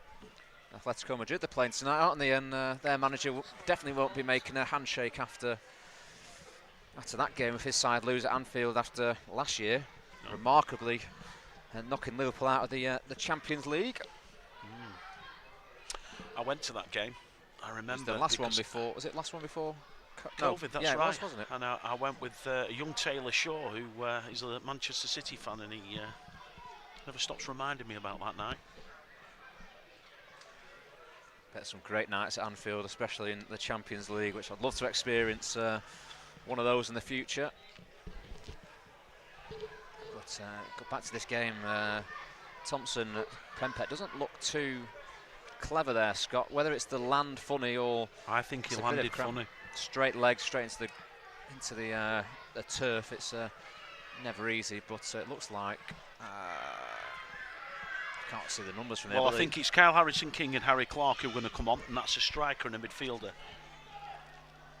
So number 14 and 16 according to my sheet, but Fleetwood are going to have to defend this throw-in with a man down to Tranmere's 11. Maybe not, as we're Dante Thompson Prempeh being replaced by number 14, Harry Clark. As you might have heard on the PA system there, Harry Clark's come on to replace Thompson Prempeh, and we hope the injury isn't too serious, as we've already spoke about it numerous times this evening, the bad injury list that they've had. But it's a long throw deep inside the Fleetwood Town area, and it's cleared away by a Townhead, but I'm not sure why that kept it in, but maybe I'm proved wrong. It's a great ball into the far post. It's a great save by the Fleetwood Town goalkeeper. Can they clear away the danger? They can finally. Fleetwood. A chance to break now with Harry Clark. Stretch his legs here. He's got options to his left now. He's got options to his right. Got to pick out the right pass. Tried the hardest pass possible. agree with you there. Scott on a chance now for Tranmere to break forward as it comes to this near side for Timlin. He's got to try and beat Jones first, though, to get the ball in the box. He well done, Billy Jones. Can't beat the man, and he's gone down. Fingers crossed. That one is cramp and not overstretching for a. I thought Fleetwood defended that well. That was a big chance, and Connor Easton makes a great save. But they defended well there. Fleetwood put the bodies on the line and managed to scramble it to safety. Yeah, great to see Jones back up on his feet. Maybe just, oh no. It's got to be cramped, that. I don't think if it was a hamstring he would be getting straight back up. So again, when players haven't had too much game time, especially not playing at the weekend due to a waterlogged pitch, that Salford game in the Youth Alliance League will be rescheduled. So stay tuned on the Fleetwood Town social media pages and website for that one. But it's a corner for Fleetwood to defend here. 71 minutes on the clock. It's one apiece. Drilled to the far post. Good header again. Win the first one, and it's cleared away by Epignon. It's a great touch there by Robbie Chaps, who looks to try and chip the ball into the striker. It was a good chip, to be fair, but the attacker was just in an offside position here. And another substitution for Simon Wiles. It's going to be Kyle King to come on the field of play and replace number 4, Josh Kearns. Well, he's done all right tonight, young Josh. But I am delighted to see Kyle back after his injury layoff. Replaced by number 16, Kyle King.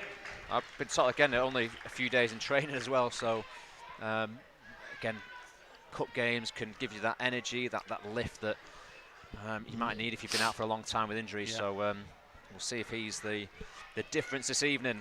And what's great for these lads like Cairns and Kyle Harrison King and George Morrison is they've been in this crowd watching this over the last 2-3 years, and now they've got their chance. They've probably dreamt of this moment in their their short and young careers, and now they get to kind of take part in it. I agree, Matt. It's a fabulous competition as well. You think of all the big names, the football stars in England who have played in it, and it's a chance for you to write yourself in history, and Fleetwood have done that in recent years, but Tranmere on the attack now, which we'll come back to that heavy touch. Brilliant, Will Johnson again. Johnson, he dives in, but it's a chance now for Taylor. Spat to the far post, he's got a touch, and it's managed to be squeezed in. How is he free at the back post? By the Tranmere forward. Again, we don't have numbers on the short, so I have to turn around. Number 14, it's that man. Someone said in the chat that he might score the winner, but he did say overhead kick. It's Blake Bangboos, and he's got the goal to make it Fleetwood 1, Tranmere 2, Scott. Yeah, and they worked it well when they got into the final third, but I'm just not quite sure again how they've worked it to the back post, and he's completely free. Like in miles of space. You can't be having a touch, a second touch, no and then chance. scoring inside your box, can you? Under 20 minutes to go for Simon Wiles and his players to turn this one round. Well, that's like a dagger after Fleetwood were looking quite comfortable in the game. Made the substitutions. You want to get them involved, and then we go and concede. Not necessarily against the run of play, but certainly, Fleetwood look more settled and growing in confidence. Chance again for Taylor to run the challenge. He looks for the reverse pass inside to Timlin, his teammate, but he can't quite make it. And Jones now brings the ball forward. That's a yellow card for me if he's going to give Jones one for the same one earlier.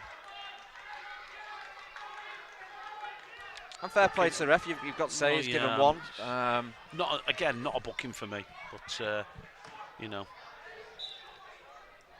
don't think Connor Easton thinks it is as well either, taking it that quick. But no, listen. If he's deemed the first one, then I suppose he feels he's got to put that lad again. But again, for me, I don't think either of them were yellow cards. Even if he's running away, trying to break forward on the attack there, he's stopping obviously an attack for Fleetwood.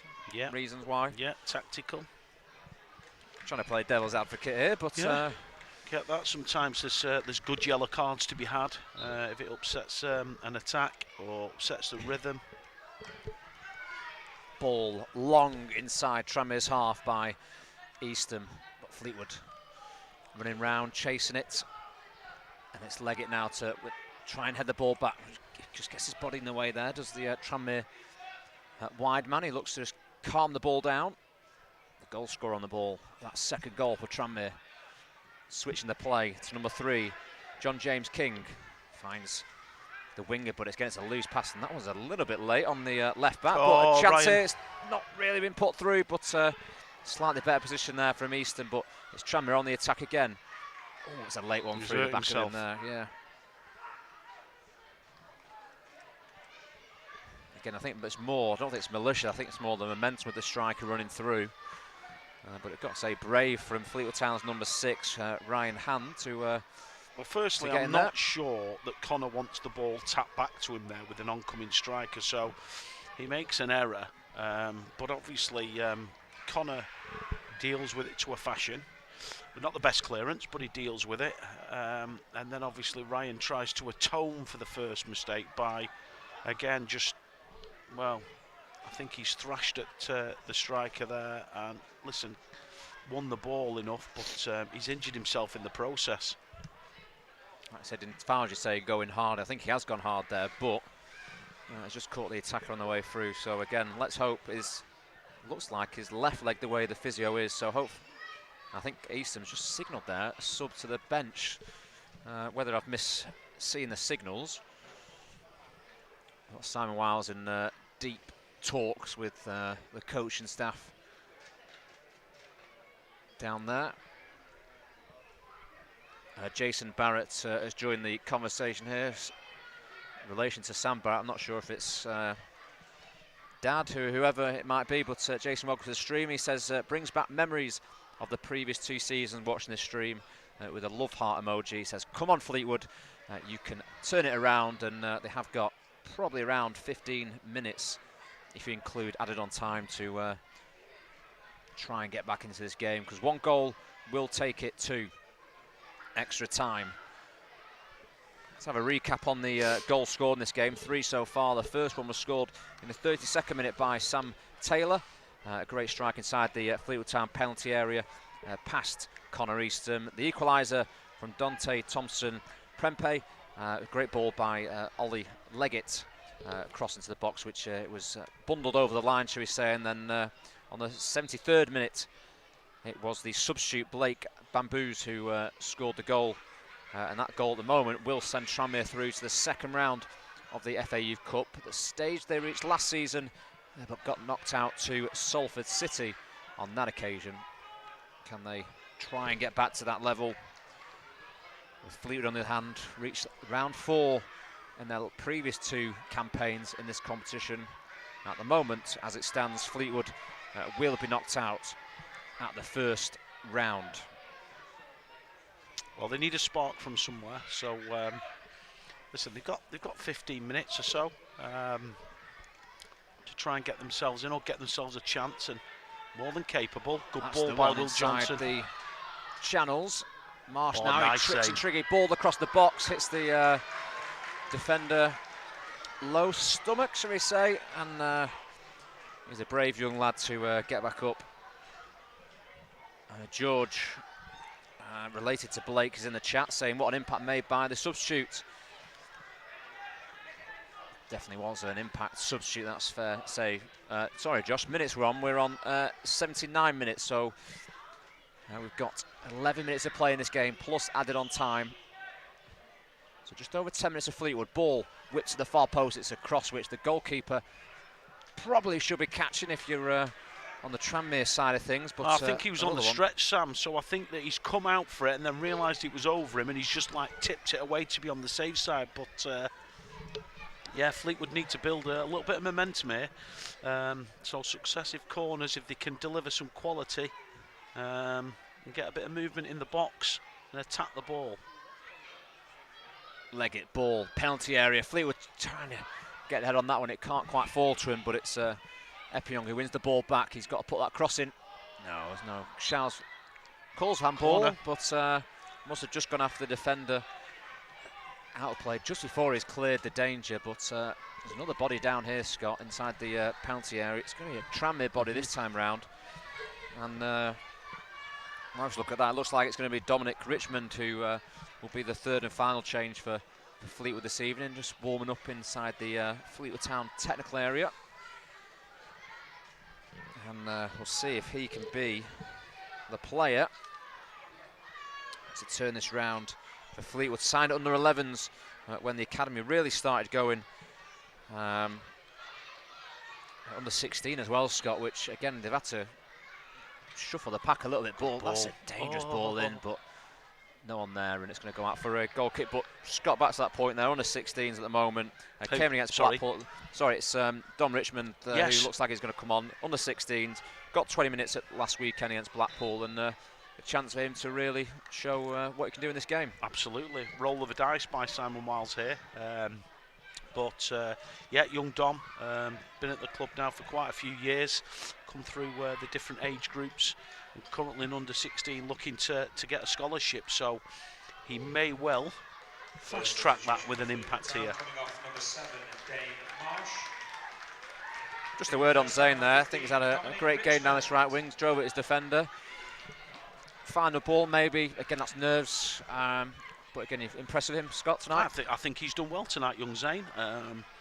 You know, he's acquitted himself well. He'll have wanted to do better in certain situations. But listen, like you say, he's been a threat. He's been positive. Not quite had that final quality with the final ball, but he's certainly been one of our better performers tonight, that's for sure.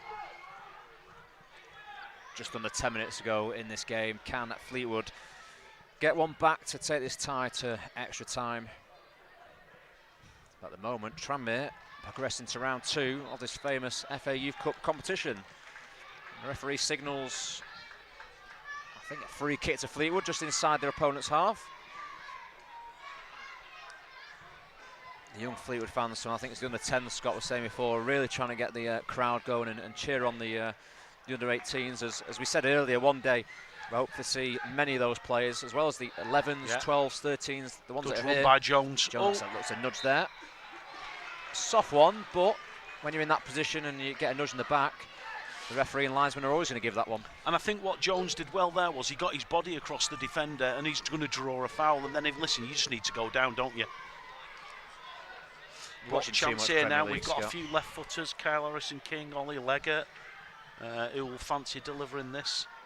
Is it a bit too wide maybe for the left footer in terms of shooting at goal, or can he be looking at that penalty area 6-yard box to really whip it in? If Danny Andrew was taking it, I'd tell him to shoot. I know, spoke to him before. He missed one on Saturday, which his keeper saved. It was a great save. I knew you co-commentary for BBC Radio Lancashire, but again, he tried something different yesterday against Wigan. I think it's more delivering to the box Danny Andrew's stance though. I'm being serious with that one.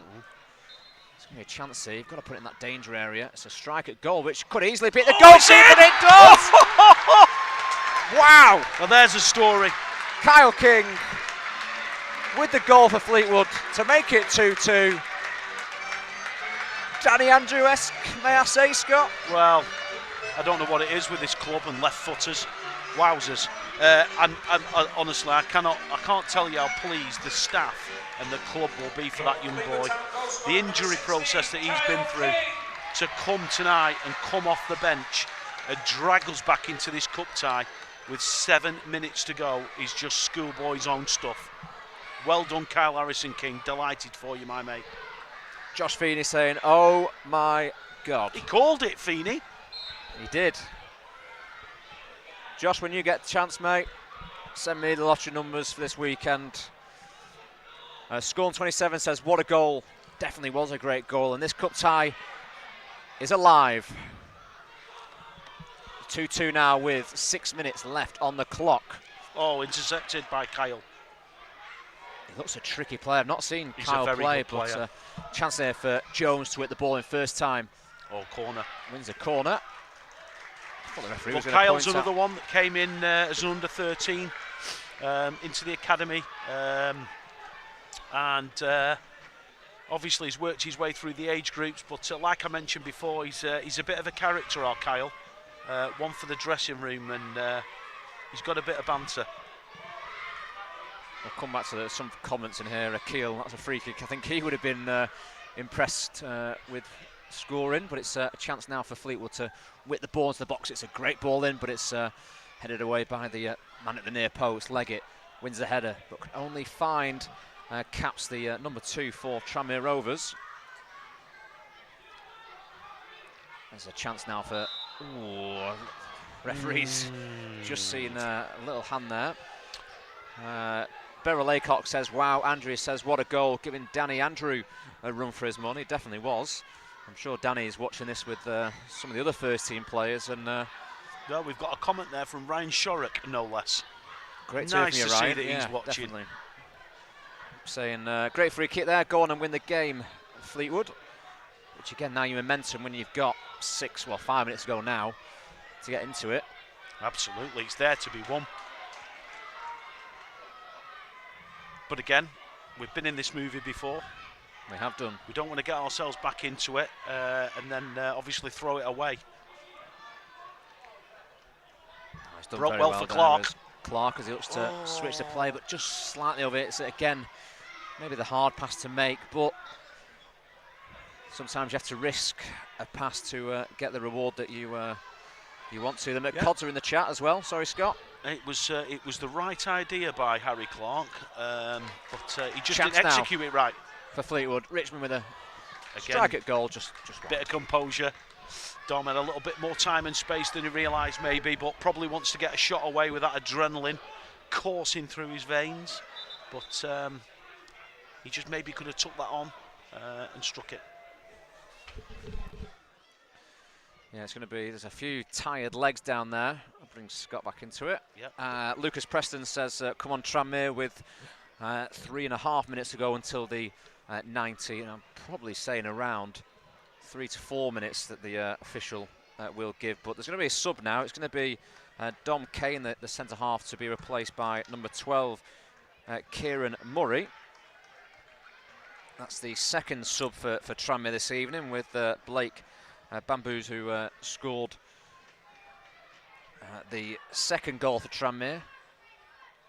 Looks like the McCods are going to invade Fleetwood on the 19th of Feb for the game against England.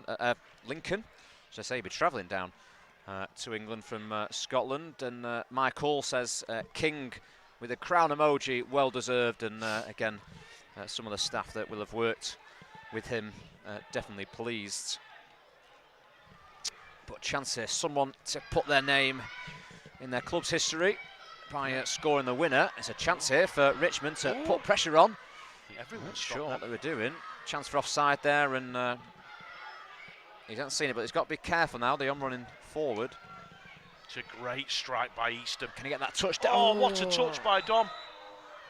I think in the corner of his eye, he's probably seen the linesman's flag go up, hence maybe has not followed on with that one, but it's a chance for Johnson to head the ball away. Great touch, King. Well done, Billy. Jones does well to drive forward. Brilliant drive. Skips past two. Slide. Oh, touch there to get past the defender. Richmond now. Can he get past the number 12 who's just come on the box? Ball whipped in. Oh, it's a chance for the number 14, Harry Clark, there to make another impact from the subs bench. But Fleetwood looking more lively now, Scott. I think actually that was a brilliant play all round, really, from Billy Jones, first of all, after Kyle King's glorious touch.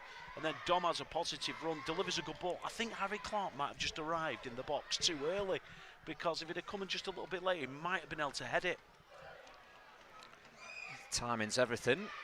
With just 90 seconds left on the clock, it's 2-2. Sam Taylor got things underway in the 32nd minute, giving Tranmere the lead, and then Dante Thompson Prempeh scored the equaliser with Fleetwood after a great cross from Ollie Leggett, and then the substitute Blake Bamboos, who scored the second for Tranmere with just over 15 minutes of play, and then the substitute Kyle King with an absolute stunner of a free kick over the goalkeeper into the top corner for a chance. Here, Billy. Good defending there by the substitute, and the linesman gets a sore one on the left arm.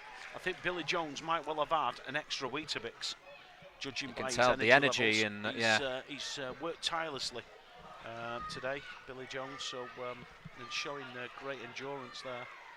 And this is what you want to see from a fullback, someone who's going to drive forward and really commit players, because again, if a defender has to come out, it does leave space in and around the middle of the pitch. But Fleetwood just enjoying a good spell of possession here. Kean Taylor saying that was some free kick by that King lad. Ball Brilliant, in the reverse pass. Ball whipped across the box. It's not found. Excuse me. The Fleetwood Town forward has looked to break, and that's just gone. Well, Wilesy will be delighted because the substitutions are having a great impact. Don Richmond again there. Harry Clark working the back line well. There's the indication is 5 minutes, is that Sam? But yeah, Wilesy will be delighted. I mean, just hoping we get a chance in the last 5 minutes, aren't you?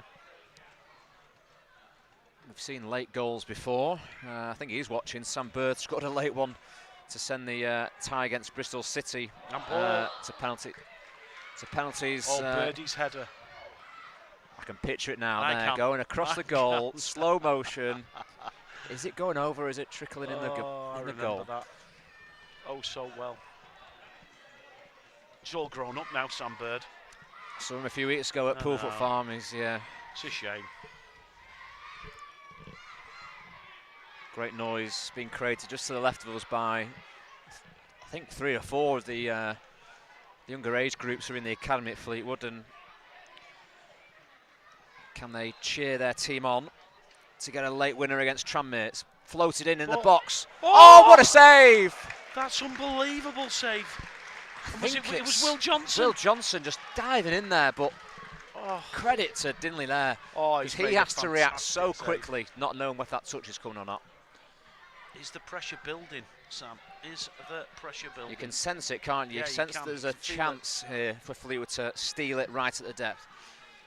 It's going to be another Kyle King corner. Ball hits at the far post. It's header. It's pulled back. A chance. Strike at goal by Hunter, but it's not quite cleared. Leg it with a strike. Blocked on the line. Fleetwood can't quite clear. Well, get the ball past him. That's a great block. I think he's onside here. If it beats him, you weren't too sure. The linesman's pointed across. On ball. I think it's just come off his knee, but the linesman signalled across to the penalty area to say someone's playing him onside. And it's a chance really for Fleetwood to. Great bit of pressure to finish the game off Fleetwood. Not got many options, but it's done so well. Floated into the back post, just over Hunter's head, but Leggett picks up the ball. This way, play it simple behind you if you can. That's better. King with a nice little flick over the full-back. Not sure. I must say, Billy Jones has been very impressive in this second, probably since his booking actually. He's been, driving the team on from that right-back position and been very, very positive. Well done, Billy. I guess it's so easy, Scott, for someone who's got a yellow card early in the second half to be a bit quiet and not really push on and commit. Yeah. But that's credit to the player's mentality, and he knows that one mistake is going to cost him and potentially his team. So credit there to young Billy Jones, yeah, the Fleetwood he's right managed back. himself very well, considering he was on a booking and he's had to play, in that position. So well done him again. Yeah. Tranmere play it short. It's going to be Haley to go long to his defensive partner, which is a substitute, Kieran Murray. And, not quite got the touch there to bring that ball down as he races back into his. Could be it, that, Sam. I think the referee's had a look at his watch before the goal kick was taken. Fleetwood going long. We're quite used to extra time, aren't we, these days, with a few. Harry looking there for Dom. He might, if he can win something. He's shown the great pace to get there, but can he win his side of corner? He tries to do maybe a flick where he doesn't need to do that, Scott, doesn't he? Can he play it off the defender and win his corner? And that's just a bit of inexperience from Dominic. Something's that. Well, it's his shin pad.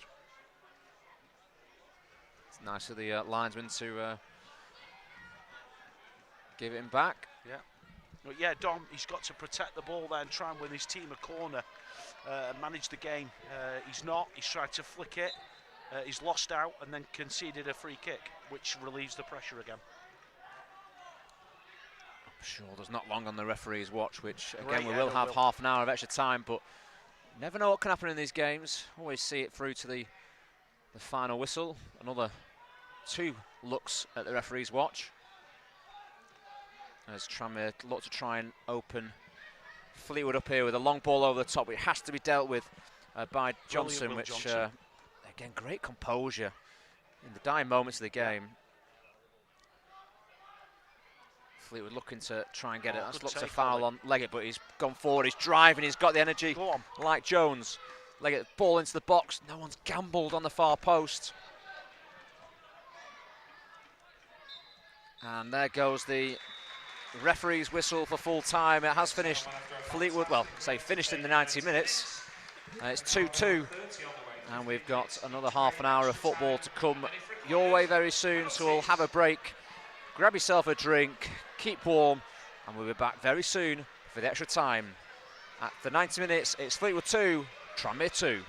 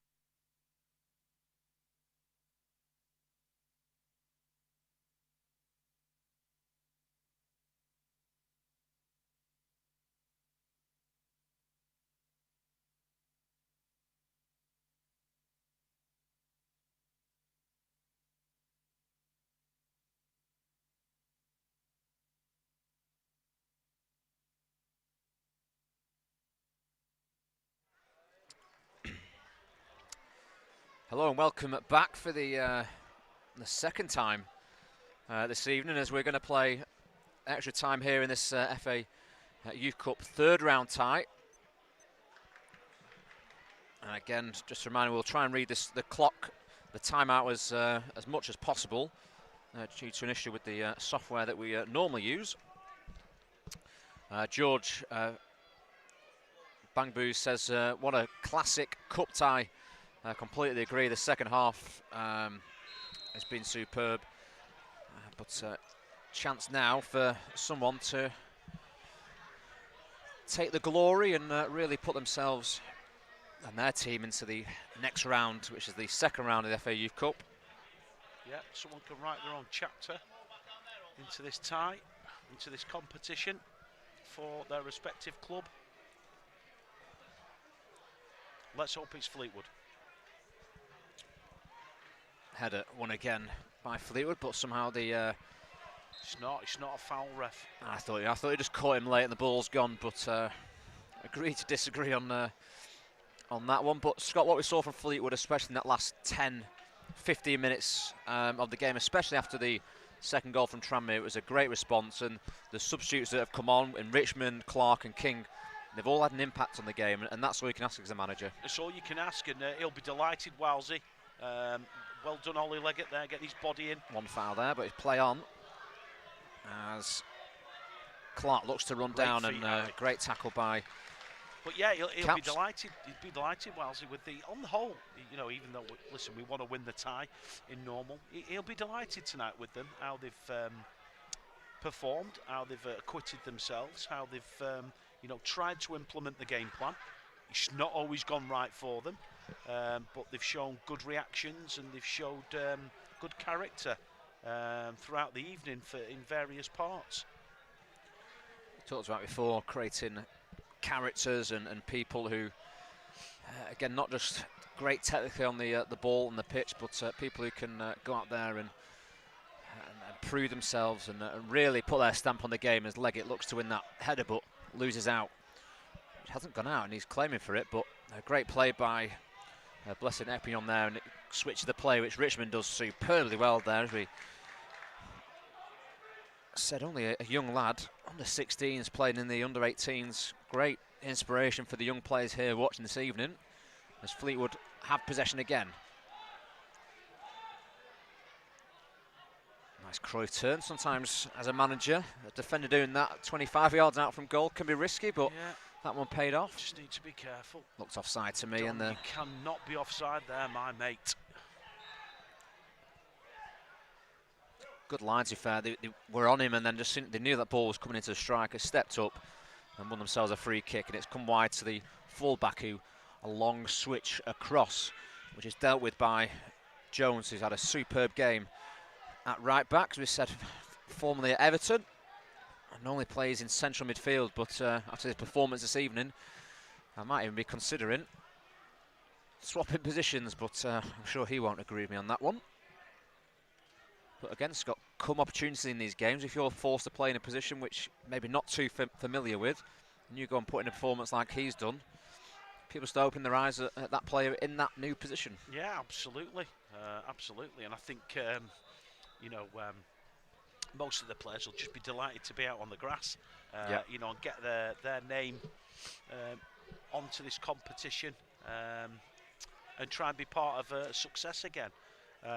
And sometimes I don't think it's where they play. I think it's all about them being involved. But listen, like you say, opportunities. So it's going to be really interesting to see how this next 25 minutes or so develops. We've already got the first bout of cramp, I think, there. But another change for Tranmere. So yeah, it's going to be interesting, because both teams have put a lot of effort into this match tonight. So we could be in for quite a few tired legs over the next 25 minutes. Yeah, it looks like it's going to be Jacob Edwards for Tranmere to come onto the field of play, replacing Max Fisher, the Tranmere number 8, who you can probably just see at the bottom of the camera.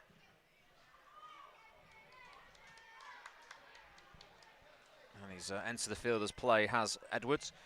I'm not sure, Scott, if they get an extra sub in extra time, do they? I can't think of the rules, but I don't think they do.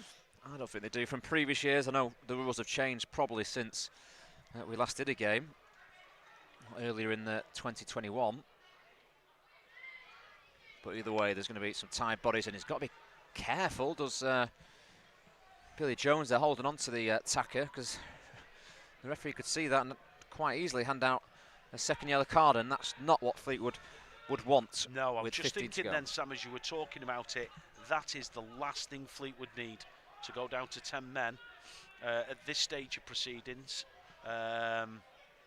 with tired bodies and minds and legs aplenty over this pitch. Get tighter, Ollie. Has a bit of space to find his the right winger. He's got, again, time to find the crossing. He looks like he's going to try and pick out his teammate at the far post, but Connor Easton comes and claims that one and relieves a little bit of pressure for the Cod Army. 5.5 minutes played in the first stage of extra time. Michael Quinn saying that Joe Halley will go and score the winner. Thanks, Michael, for your comment. Ethan says George Morrison, he might get the winner, so we'll see if any of those two are out. We've had 2 people in the chat already call the goal scorers for both teams' second goal. But it's that's a great ball, by the way, by the 2. Ball whipped into, that's a dangerous cross, but it's one that Johnson, the captain, deals with, and looks like we've got some more cramp on the far side. And I think we might have more subs, you know, having Simon talk to the manager. Simon Wiles talking to his player running up and down the touchline. If they keep going off down like this, me and you could end up on that pitch tonight, Sam. My boots are in the car. I have to borrow some shin pads, but well, we've got Tom Shuttleworth coming on now, so this will be a great occasion for him. I'm not sure who's down. I can't quite tell who's Tom down. Shuttleworth. Who's down? Sorry. Oh, sorry, who's down, Sam? I'm trying to think if it's looking at the right back. Is it Jones? Yeah, Billy Jones with cramp. Again, does he go off in terms, obviously, due to the cramp, or also you've got to think of the yellow card situation? You think like me? I agree. I think Wilesy will be thinking to himself, hang on a minute. Are we tempting fate a little here by keeping him on the pitch? So Shuttleworth on for Jones, and Jones can be very proud of his performance tonight. I'm sure his dad will be watching on with his mum, Danny and Helen, and be very proud of his performance tonight, because I think he's done very well, Billy, and considering he got booked quite early in the game, I think that just adds to the level of performance. Yeah, definitely does. We hope that's just cramp and nothing too serious for young Billy there, who walks behind the Fleetwood Town goal there. But it's a chance for Tranmere to rattle Fleetwood as they've made a sub on a kind of a set piece. But it's a chance for Hunter to play forward, and again, just can't quite keep it in play, can Don Richmond. But again, when loads of subs are made, Scott, the game just seems to have that kind of 5-10 minutes where it's kind of scrappy in some ways, that players are trying to find the feet, the new teammates are on, they've got positions to cover, and that's a great switch. But can Shuttleworth get there and offside, close the danger down? He's done enough. Yeah, I think, well, he's offside for number 1, but I think there's definitely a kind of tactic from Tranmere here, where when the right back gets the ball, he switches it diagonally. A nice round of applause for Billy Jones there. Billy Jones. And I agree. Well done, young man.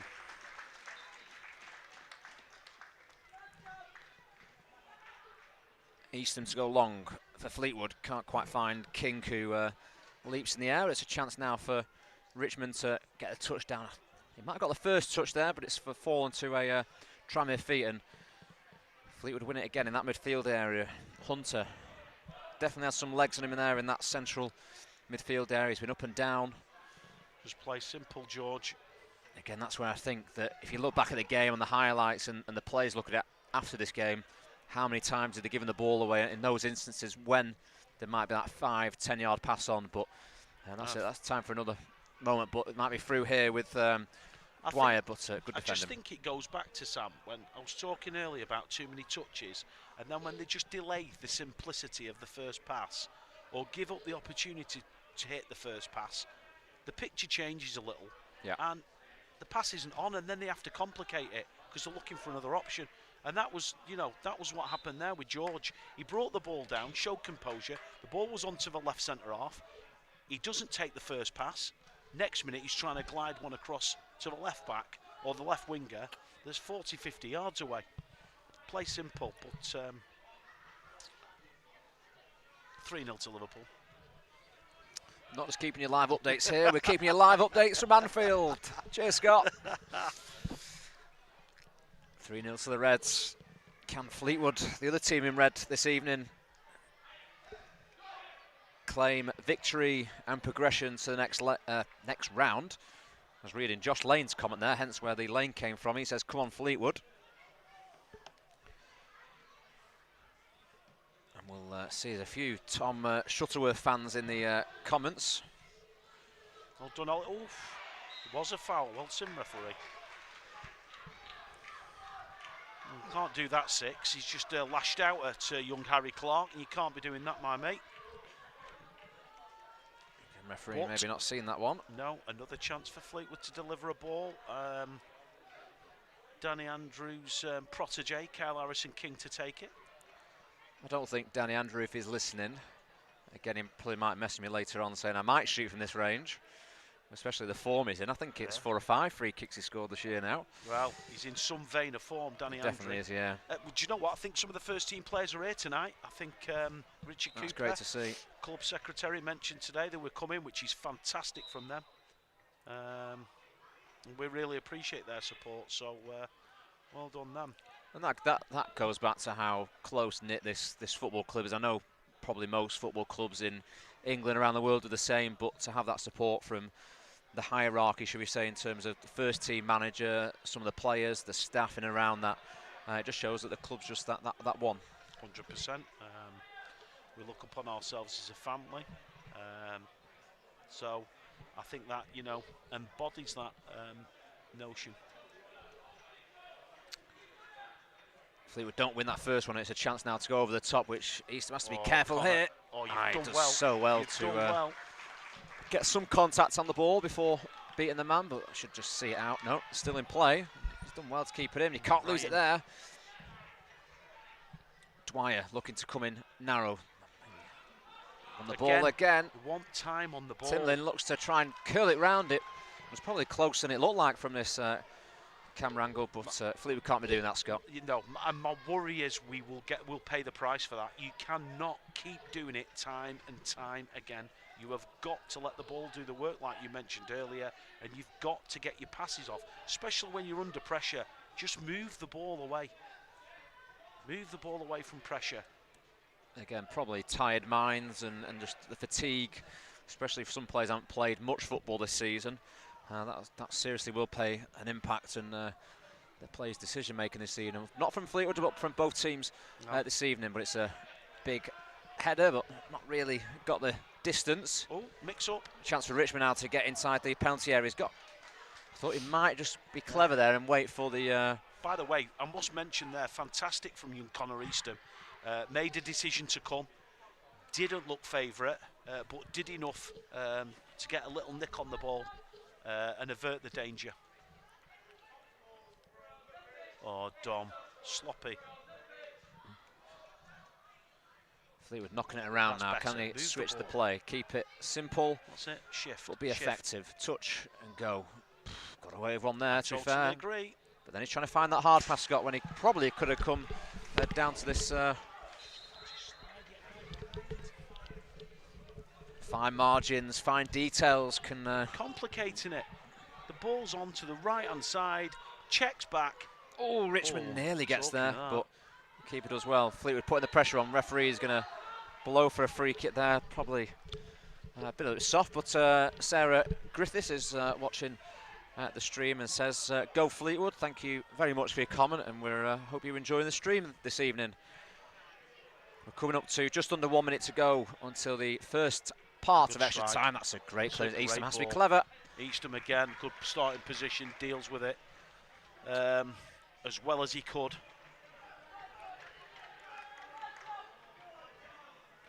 Have Tranmere got a chance in them before the referee blows for the half time? In extra time, it's a dink over the top, which does find Dwyer. It's closed down by Leggett, but it still finds the man in the middle. It's not cleared away properly. It's fallen for the striker. It's a great save by the goalkeeper, but on the rebounds, Tranmere score their third goal of the game. And you can see what it means to both staff and players as they go to the corner flags, but Scott Watkin Fleetwood have done better there.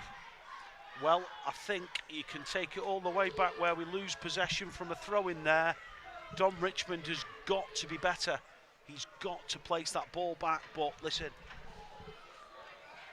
it then breaks from there, and it just seems to be a little bit of a sloppiness, which we've mentioned about before, and we've paid the price there for it. Even though Eastham seemed to make a very good first save initially, it's dropped for the lad to crash home. But again, I mean, I think they've conceded 3 poor goals tonight, Fleetwood, that have been from their own doing. Snorkel says, wow. Johnny Garty says, get in there. Tranmere Rovers fan are watching the stream. We're still trying to wait on the goal scorer. I couldn't quite see the number, so we'll get that across to you as soon as possible. But chance for Fleetwood to react to it. It's Richmond. Oh! What a save! Wow, what a save that was. I don't know how much Ball the keeper knew about that. Into the box. It looks like a foul there, right outside the crowd. Don't know how much enjoying the this keeper one. knew about that from Dom Richmond. By the way, Dom Richmond makes a great run forward there to head the cross. Heads it down. I'd like to see that back, because I think he does go forward and then just drops off the defender. He's very unlucky there, young Dom. Very unlucky, almost atoned for. In those areas, Scott, is it a matter of, yes, you want to guide it in the corners, but when he's so close, is it just important to get contact and guide it that way? I believe so, yeah. And listen, fair play to the keeper if that's the case. Yeah, I mean, listen, he doesn't really need to get much power on it unless he wants to actually make sure, but sometimes you've got to be careful that you don't make too good of a contact on it, so to speak, and then it can go over. Seemed to do everything right to me then, Dom. I mean, the keeper, to be fair, I'm not sure how much you knew about that, but you've got to say that in this game tonight, he's made 2 unbelievable saves. One definitely at the other end, where he made a save from point-blank range, and there from Dom Richmond, where he probably didn't know much about it, and he just reacted, just come out, and kept his team in front. But a dangerous free kick with probably the last kick of the first half of extra time for Fleetwood, and they'll just want this on target to try and drag it to 3-3. Yeah, we're still waiting for confirmation on the Tranmere goal score. It might be something that we get back to just after the interval. A few comments in. George saying, get in there, Tranmere, hashtag SWA. Sam Bird says, encouraging the Fleetwood Town players, if they can get the next goal, Fleetwood can go on and win this one. And this is very similar position to where Danny Andrew, sorry to bring his name up again. I'm sure he's not paying me any money to mention his free kicks, but this area is disguised his shot really. Normally he'd probably go top left if we were looking at it, but he's gone the other side of the wall and put it under the goalkeeper, one that couldn't get through. Harry, we're just waiting on the 3rd goal scorer for Tranmere. I couldn't quite see the number, so once we have that one, we will get that one across to you, so don't worry about that, Harry. But a chance for Fleetwood to go in level at the interval in injury time. Oh, it's struck. Can he finish it? Yes! He can do. And that's just what Fleetwood want. I believe it's number 14, Harry Clark. And that's what all good strikers do, young Clark. They follow it in. Well done. Deflected, so Tranmere will feel a little bit aggrieved. But listen, you've got to take your chances and you look when it comes along. And Fleetwood caught a break there. This is what cup ties are all about, isn't it, Scott? Sam, I think it's me and you, mate. Every time we get on this mic, we're in for a thriller, aren't we? Brilliant. Well done, young Harry Clark. It's a shame Halloween was last week with the thriller analogy, but Fleetwood, you can't write this script really if we try to. But you've got to say Tranmere probably feel a little bit unfortunate with the deflection on the set piece, the original shot by King, but the 2 substitutes combined together and Fleetwood looks like, I don't want to tempt fate. Yeah, what was quite interesting there was Kyle seemed to have actually made a good connection to try and whip it around the wall, and obviously the defenders jumped, which has led to the deflection. But delighted for Harry, another lad that's been stop-start injury.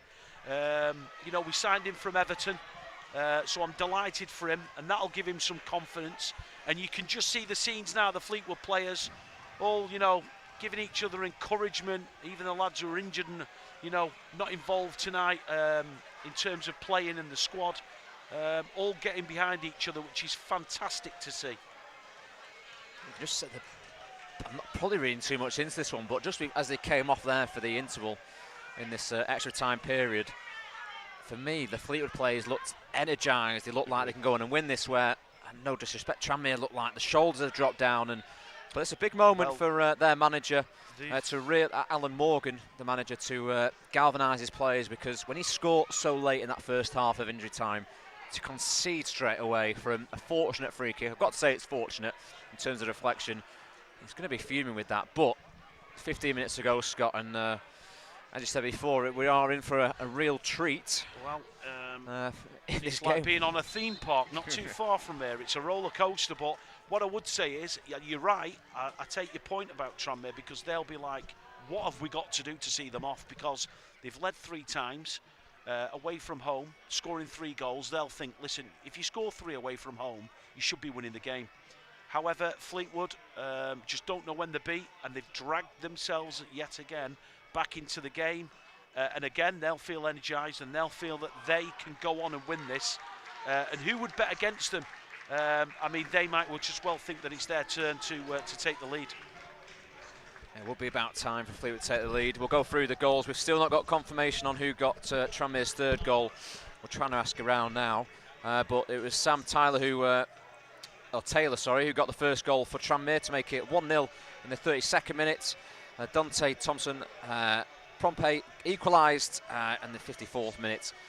Bang Boss, he made it 2-1 to Tranmere on the 73rd minute, with King scoring that wonderful free kick to draw level again on the 83rd, 7 minutes from time. And as we entered injury time, it was Tranmere who took the lead again to make it 3-2, and then it was 3-3. It was Taylor, so he got his 2nd of the evening for Tranmere. So I'll write that in. So those who are asking, it was Taylor, who got the goal, the 3rd and his 2nd for Tranmere this evening. So we're all up to date as we kick off for the 2nd half of extra time. In case we've not got a stopwatch, I'll start mine on the big screen. The tied leg, Scott, well done, Ollie Leggett. One foul That's there on the foul. ball on the shirt. Yeah, he's blowing now, the referees. Well seen, referee, but I must say as well, I thought, might sound harsh this, but I actually thought Ollie Leggett struggled in the first half. But I must say that from the 2nd half onwards, I think he's been one of Fleetwood's best players. He's obviously delivered the cross for Dante to equalise, and he's been a real threat down that left-hand side. They seem to have pushed him on further, which has suited him. And obviously he's just won the free kick that can let Kyle Harrison-King deliver another one of those balls with his left foot. But yeah, well done, Ollie. I think you've recovered very well from a shaky first half performance. Completely agree with you there, Scott. Ball whipped in, comes off the yellow head first, but it's going to be a chance now to have a strike at goal. He's worked a bit of room, strike, but it comes off the defender. Richmond now with a bit of a wayward touch, but it's up to Tranmere to get this. But Fleetwood can recycle, got bodies in and around.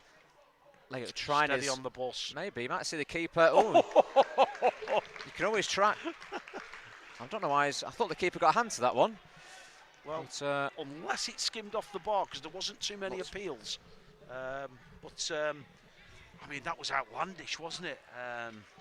One point, just the angle we're getting, I thought it's gone quite wide this towards the corner flag, and it seemed to drop. But Mick Clark says, get in there, Harry, for scoring Fleetwood's equaliser. He said, your mum fell off the sofa when that goal went in. I hope she's all right. Yeah, let's hope she is okay. Hopefully got carpet in there in the room ever watching it. Joel Jones says SWA for Tranmere, but they're on the attack now. They want to get their 4th and take the lead for the 4th time in the game. Fleetwood have to stand the ground now. Don't dive into any silly challenges in and around their penalty area. Thought one was diving in there. 9. Ball into the box. It's a wicked ball, and the striker, look, he's not calling for a corner, but the referee's pointed one. By the way, great feet by the 9 there, and delivered a great cross across the 6-yard box, and you're just waiting for the net to bulge. But maybe the defender did enough. He's certainly injured for his troubles, so he might need some attention or treatment there. But I don't know if it was a let-off or great defending from Fleetwood there. Probably, if you can have a bit of both, then I think we'll take that. But it was Ethan Jones, the captain for Tranmere, who probably saw glory in his eyes. I think maybe, I don't know if he got a touch first and then the defenders come in second, but we don't have these monitors around us like Martin Tyler and Gary Neville have on Sky Sports, but we'll deal with what we've got as there's a stoppage as we're just entering the 3rd minute of the second part. 18 minutes played here in extra time. As we said before, we'll go through the scorers because we now officially got all of the 6. It was Sam Taylor who got things underway in the 32nd minute with a lovely half volley strike. Dante Thompson, Prempeh equalised just before the hour mark with Bang Boss, equalising it and making it 2-1 in the 73rd minute. 10 minutes later, it was King who scored that great free kick. Taylor scored his second and Tranmere's third just before half-time in extra time. But it wasn't the only goal late on as Clark snatched it from close range. So it's 3-3. Ball driven into the far post. It's up to Tranmere to whip it into the back. They've got bodies here. Keeper doesn't know whether it's come or not. And it's been headed over for a Fleetwood Town goal kick. We've got we've got another body. I think it's Harry Clark now who's gone down injured. I mean, they're dropping like flies now. But it's that stage in the game, isn't it? We played 110 minutes in this game. It's going to be tired legs.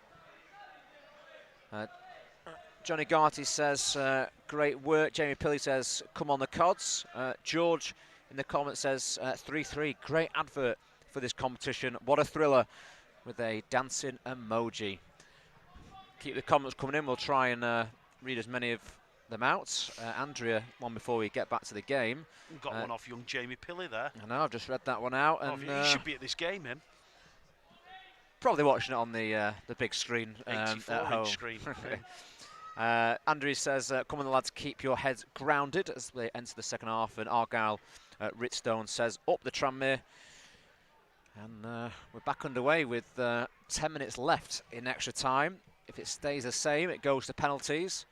Fleetwood had success in one round of the penalties against Watford 2 seasons ago. Good run by the 9 there down the side of a defender. He's done well, Tinley. He's looked lively all day. It's a ball into the box, and he must get a shout from the goalkeeper there, because if he does get a touch on that one, it's tough. Can he go first time over the top? It's a great turn again. You have to say ball slid in the box to Taylor. Look on his hat trick, dinks it. Oh, it skims the netting on the top. Yeah. I feel like Fleetwood have drifted back into making their own errors. They're giving the ball away far too cheaply, and they need to address that quickly. I apologise, George, for getting, if it's your son or relative, wrong. It's Bambo Shea, the number 14. So Blake, Bambo Shea will make sure we get that one right for. But again, I really appreciate help. That's helps me learn as well. And we look like we've got Ben Natter and Cod's Vlogs in the chat watching the stream. Ben, great video last night from Fleetwood's game against Wigan. Just entering the last 8.5 minutes. Yeah.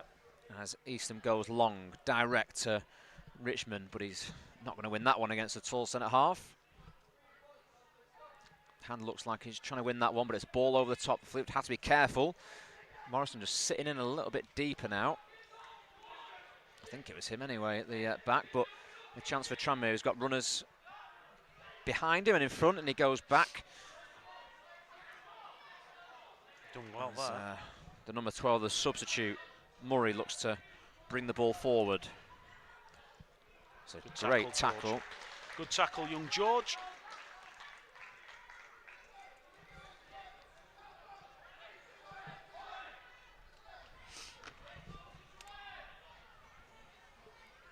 Yeah, George is a proud dad of Blake, who scored the second for Tranmere. Referee's got a decision to make here. 7.5 minutes left to play in this game before we get to penalties. If it stays 3 apiece, or the game's level, come the 120th minute. It's going to be a long throw by Joe Halley here, who's got plenty of yellow shirts to pick out inside the penalty area. Throw in towards the penalty area. Someone's got to get their head on it. It was a red shirt first, seconds a yellow. Got to be careful here, Fleetwood, not to wild swings and bring down players inside the penalty area. It's a dink back. That's one that Easton will claim. Yeah, well done, young Easton. Collected that well. Here he goes. High looking for Don Richmond. and long. Wow's your touch? Not bad. It's come off a Tranmere defender last if it goes out, but one that King will keep in play. Long hoof towards Clark. He wins the initial header.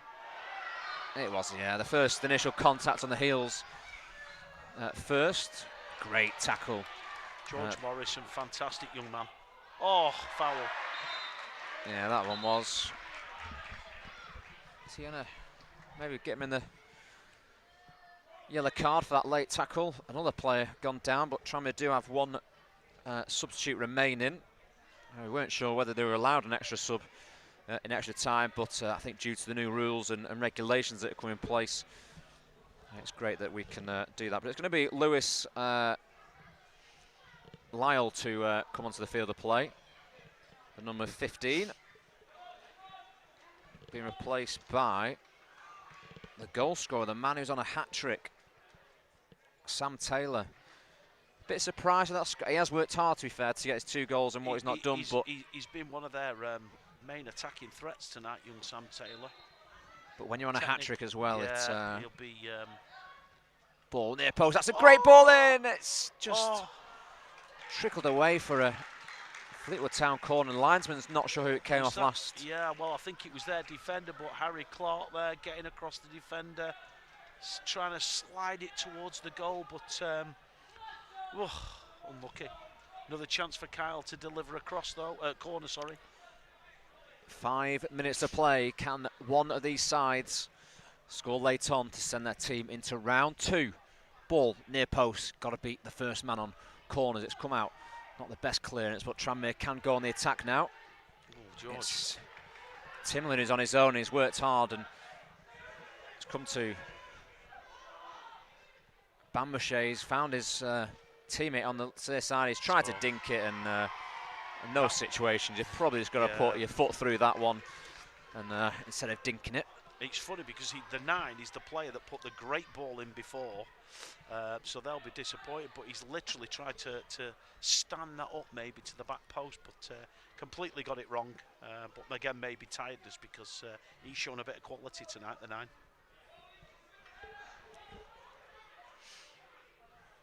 It's time for Easton to take this goal kick. Yep. 4 minutes plus added on time left in this, as Scott said a few times, a thrilling cup tie. Absolutely, can't take your eyes off it. You've got to say every player, yellow shirt, red shirt, has put the body on the line and put every inch of effort into it, which has made this encounter just as thrilling as it has been.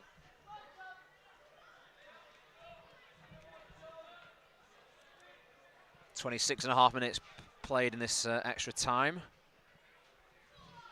Fleetwood need to switch the play. Spotted it, Kyle. I don't know if it's going to go out though. I think the defender's just maybe closed the angle on his shot to open his boot to put that bit of curl on it to reach, but a good pass, a risky pass to make, which if it came off would have worked well.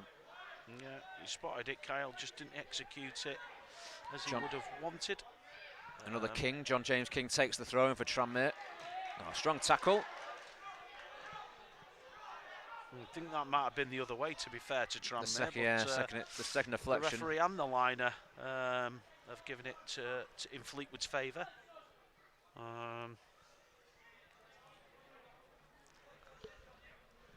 Another shout out for Lizzie Goulding, who'll be watching tonight, no doubt.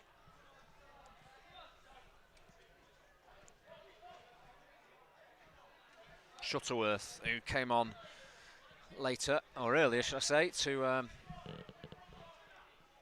play a part in this game. Maybe got a chance now, a bit of a wild swipe, shall we say. It's a long hoof down the pitch, which Richmond looks to control. touch and go if he can, but he's got the pace. We've seen it before, but credit to the Tranmere defender number 12, Murray, who gets a touch in there, and again, I think that's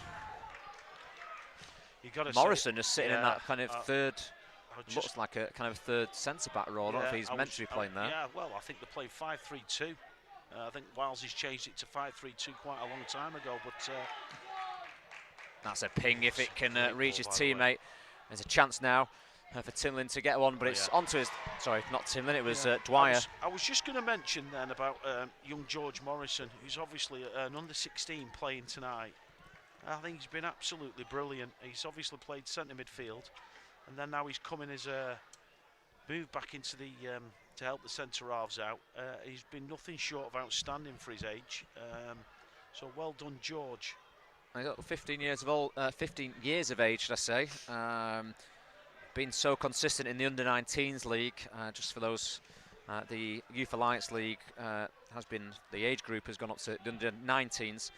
Giving some players that bit of extra time, but for an under-16s who're playing at that level, and sometimes for the under-23s, the development squad, it's a great accolade for the youngster who has a bright future ahead of him. But Connor with a misplaced pass, which his teammates just slow down the attack from Tranmere and win the ball back. Great challenge, by the way, Harry Clark. He's just been caught, I think. He's limping as he went to get that ball, but chance for Fleetwood to go on the counter. Nice quick feet to drive. It's not a bad knock over to Shuttleworth, as Scott's alluded to there. He's got only 2 bodies in the box. It goes across goal. Not far enough across goal. He's almost got to caress that ball into the 6-yard box for him to run across, and he struck it like he was shooting. He's got that quite wrong. Ball over the top to number 15, Lewis Lyle, who can't get on the end of that one. There's Eastham again. There's so many tired legs, and this is going to play a massive part in terms of penalties as well, because fatigue and psychologically as well, it's going to be interesting if we get to that stage. But well, I don't think we're far off, Sam. To be fair, the dreaded penalty shootout, but let's hope for fortune smiling on us tonight. But 2 minutes he's indicating. Ladies and gentlemen, the fourth official has indicated I don't know. Does either side deserve to lose? We said that in the Bristol City game last year in the 4th round, that it's such a harsh way to go out. But does a 3-3 draw deserve then, you know, a winner? I don't know, but it's going to have to be decided one way or the other. As King goes in strongly there. That's what you want with 1 minute 40 left on the clock. Fleetwood got possession, but lose it. As soon as I say that, the commentators curse. Yeah. It's all the way through. It has been. I know one thing, Sam, despite all the things we talked about pre-match surrounding Fleetwood's preparations and injuries and etc., I think they've acquitted themselves absolutely fantastic.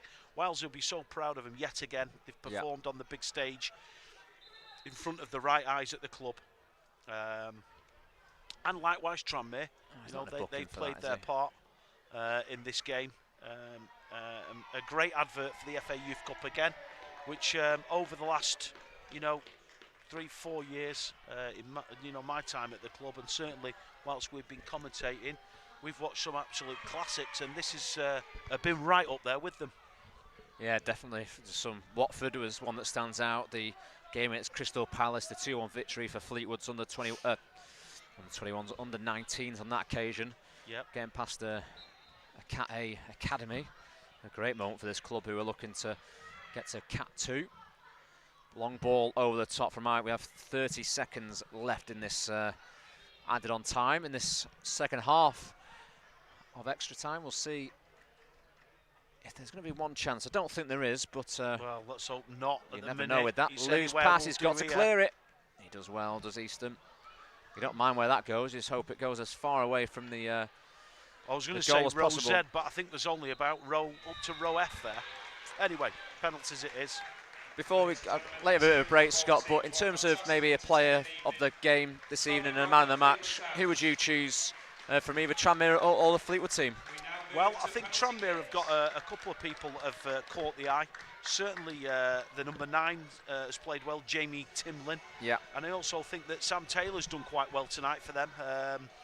probably a little bit unfortunate to go off, like you mentioned, on for his hat-trick. In terms of Fleetwood, I think quite a few to mention. I think Connor Eastham's done quite well between the sticks when required. Safe pair of hands there. Billy Jones, obviously a mention to him. But I could go through the team. Ollie Leggett, obviously, on schoolboy forms, and Zane Marsh was a threat for us. But the pick of the bunch, really, for me, would be George Morrison, under 16, playing here in 2 different positions, centre midfield, and then obviously going in at the back. And it was a very fine display for such a young player. So well done to him. And now we need Connor to just elevate himself into the top of that bunch of players. Yeah, again, a big shout out to all the players this evening. They've all played the part in what's been a cracker of an FA Youth Cup tie for the first round. It's a shame that there has to be one winner, but that is the case in cup competitions. But for me, I think Will Johnson at centre half of Fleetwood. Do you know what? I forgot superb. About him. He was outstanding first half, wasn't he? Again, George Morrison's been that engine in midfield, but he's been the one at centre half, Johnson, who's kept it composed, not done anything too silly. And yeah, got to mention Will Johnson. All his family are here, Gran and Grandma too. Is that who you've been to before? Yeah, down there? they're great supporters of young Will. That's great to see. And his dad used to play a bit too. I think he tells me every time I see him, but anyway, only messing. No, but great family, great kid as well. So, but we need Connor now to be a hero. So let's see how this unfolds. It'll be interesting to see if he's got his drink by the goal with players' last 5 penalties on it, as I saw that image of Jordan Pickford's bottle, but maybe not at this level, but a chance for either the goalkeeper or players to really be that standout player in these penalty shootouts. As I said, there has to be one winner. Jamie Pilley says, come on the Cods. Keam Jackson says, I'll ask someone else a question, should I say. Johnny Garty says, come on Rovers. Paul Wallace says, a big effort from both sides this evening. Well done to both of the lads. Howard Willett says, come on you Rovers, with the white and blue emojis on there. And we'll, again, Snorkel says, thanks for the coverage. Much appreciated. It's great, and great to have you guys watching as well. We know so many people have come to the ground today. But it's great to see so many people still watching it. Akira Raffi says, come on lads, pick a spot and don't change. And good advice, young Raffi. I think Raffi might have scored, whether he's scored a penalty in this competition in a penalty shootout, he'll have to let me know. I can't remember all those fine details. I'm sure Akira will let us know if he scored a penalty.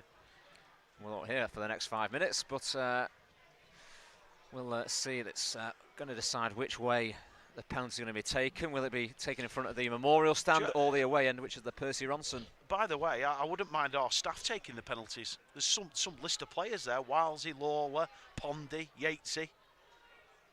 Not sure on Ben Ashcroft taking one, like, but it's a great it's a great five-a-side team, that, isn't it? And, bring Masters football back. You've got a great squad there, but you mentioned Nathan Pond there. Not seeing much of him tonight, hence not bringing up, but for a club legend at Fleetwood, I think it was 400 or nearly 500 games for the club. It's a great sermon, and something where the young lads can really learn from him and his experience. I totally agree, and it's fantastic. He's come in and he's had an impact on the staff, not just the players. So we're delighted to get him on board. Like you mentioned there, absolute. I mean, that word can be bandied about quite a lot, but legend, for this club, he is a club legend, and we're delighted to have him on board, passing his experience and knowledge on, even though he is bottom of the Fantasy Premier League. And the first penalty taker, it looks like Tranmere have won the toss. I think if you win the toss, Scott, do you go first? You have to, don't you? Me personally, I'd like to go first because I think it puts pressure on the other team. It's going to be, I think it's the number 9, Jamie Timlin, to take this one, and Jamie Pilley, I thought it was 500, but it was 498. I think there's 2 games which have been chalked off. Definitely one against, I think, Farsley Celtic. It springs to mind, but a chance for Tranmere to put pressure on Fleetwood from the penalty spot. A little dink. Went the right way, beats Eastham. Goes the right way though, the keeper. That's yeah, I just think don't mind he that. slightly checked his dive because of the run up, and then, like you say, he went the right way, but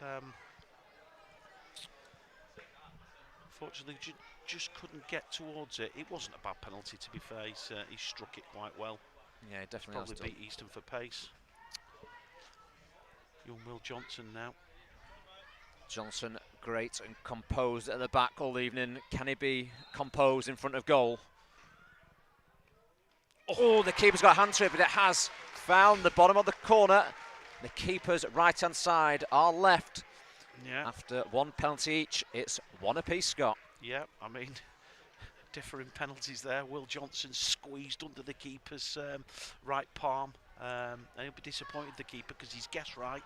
And then got a hand on it. But Will Johnson's just about put enough of pace on it.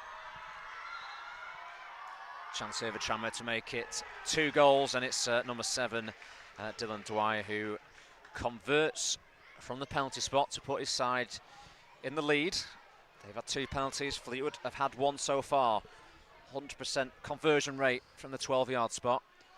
Great to see both teams, staff, players who can't make the game for Fleetwood down by pitch side, and all the young lads right in front of us to the left. Shame they can't go behind the goal and make it an even better atmosphere, but it's going to be number 11, Bless Eppingham, to take it, and it's Good a penalty. strong, composed penalty finish. Exactly what you want when you send them out to take them. Pick your spot. Low and hard. Send the keeper the wrong way is a bonus, but good penalty from Blesk, showing no nerves there.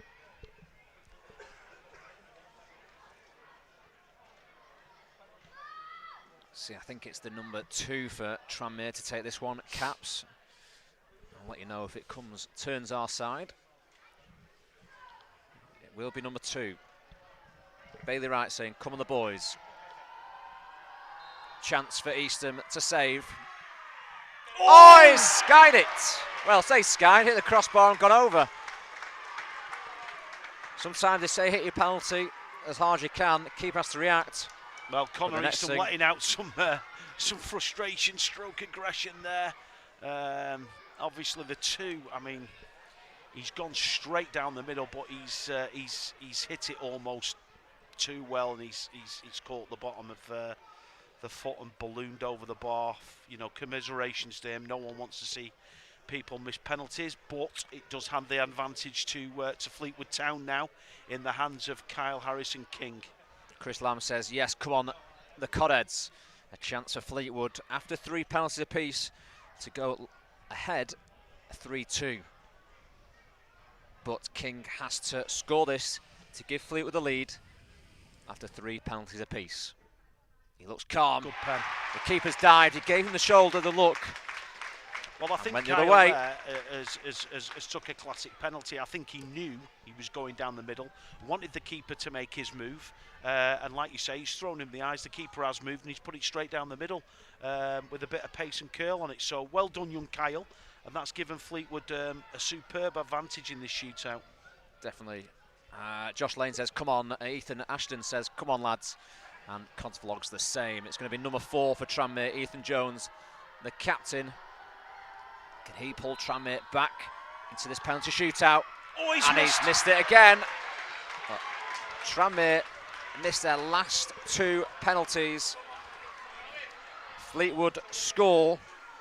Fleetwood progress.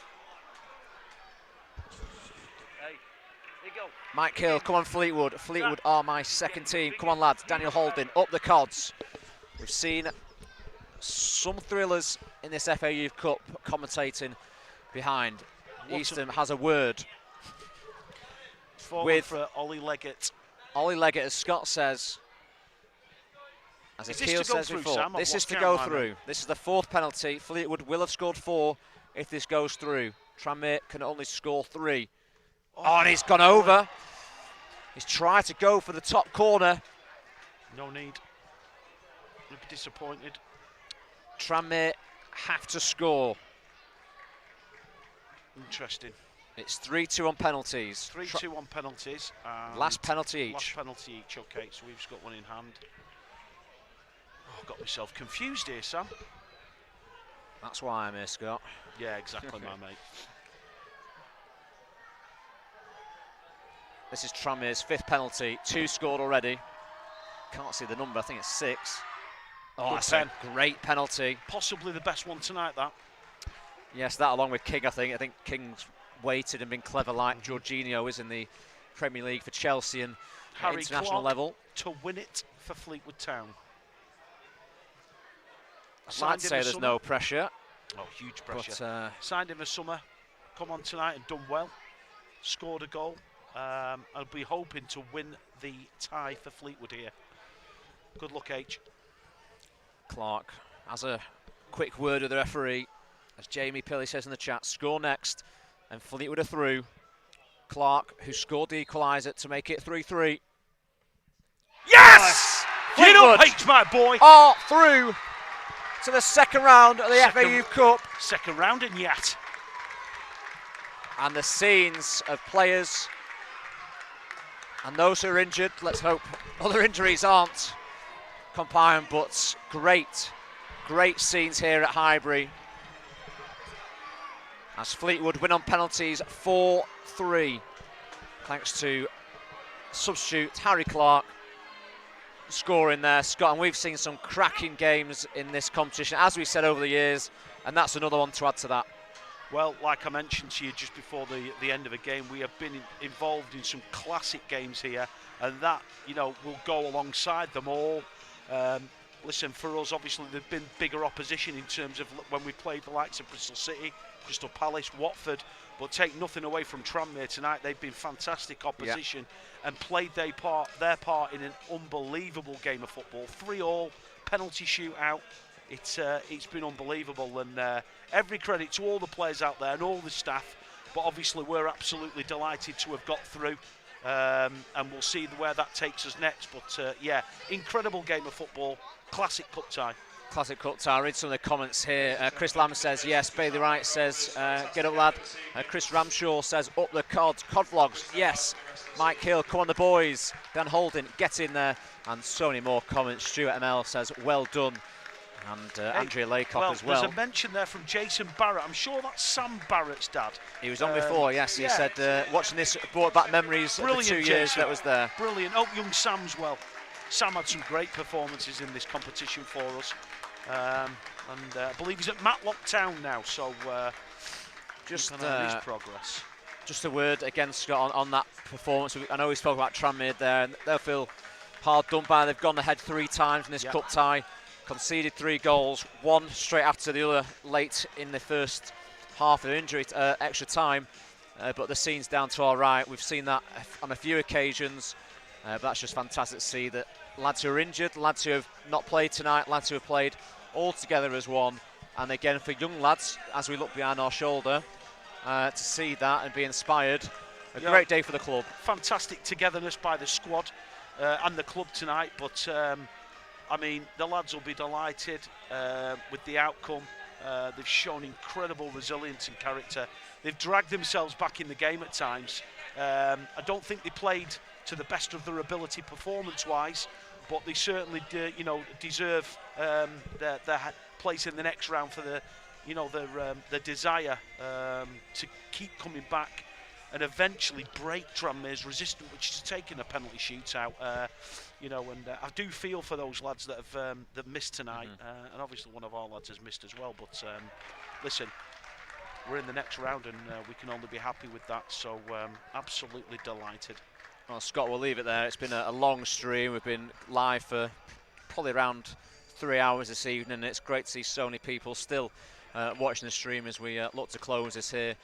Scott, it's been great to be back on the live streams with you. Enjoyed it. And hopefully there's a round 2 here at Highbury, and we'll be back again for that one. Even if you're away, we'll try and get access. But absolutely, I'm sure the players will enjoy this moment with their families, friends, whoever's here, and enjoy that moment. It's been a difficult season for Fleetwood Town's under-18s, under 19s in the league, but tonight they go through on penalties with a 4-3 win. Good night.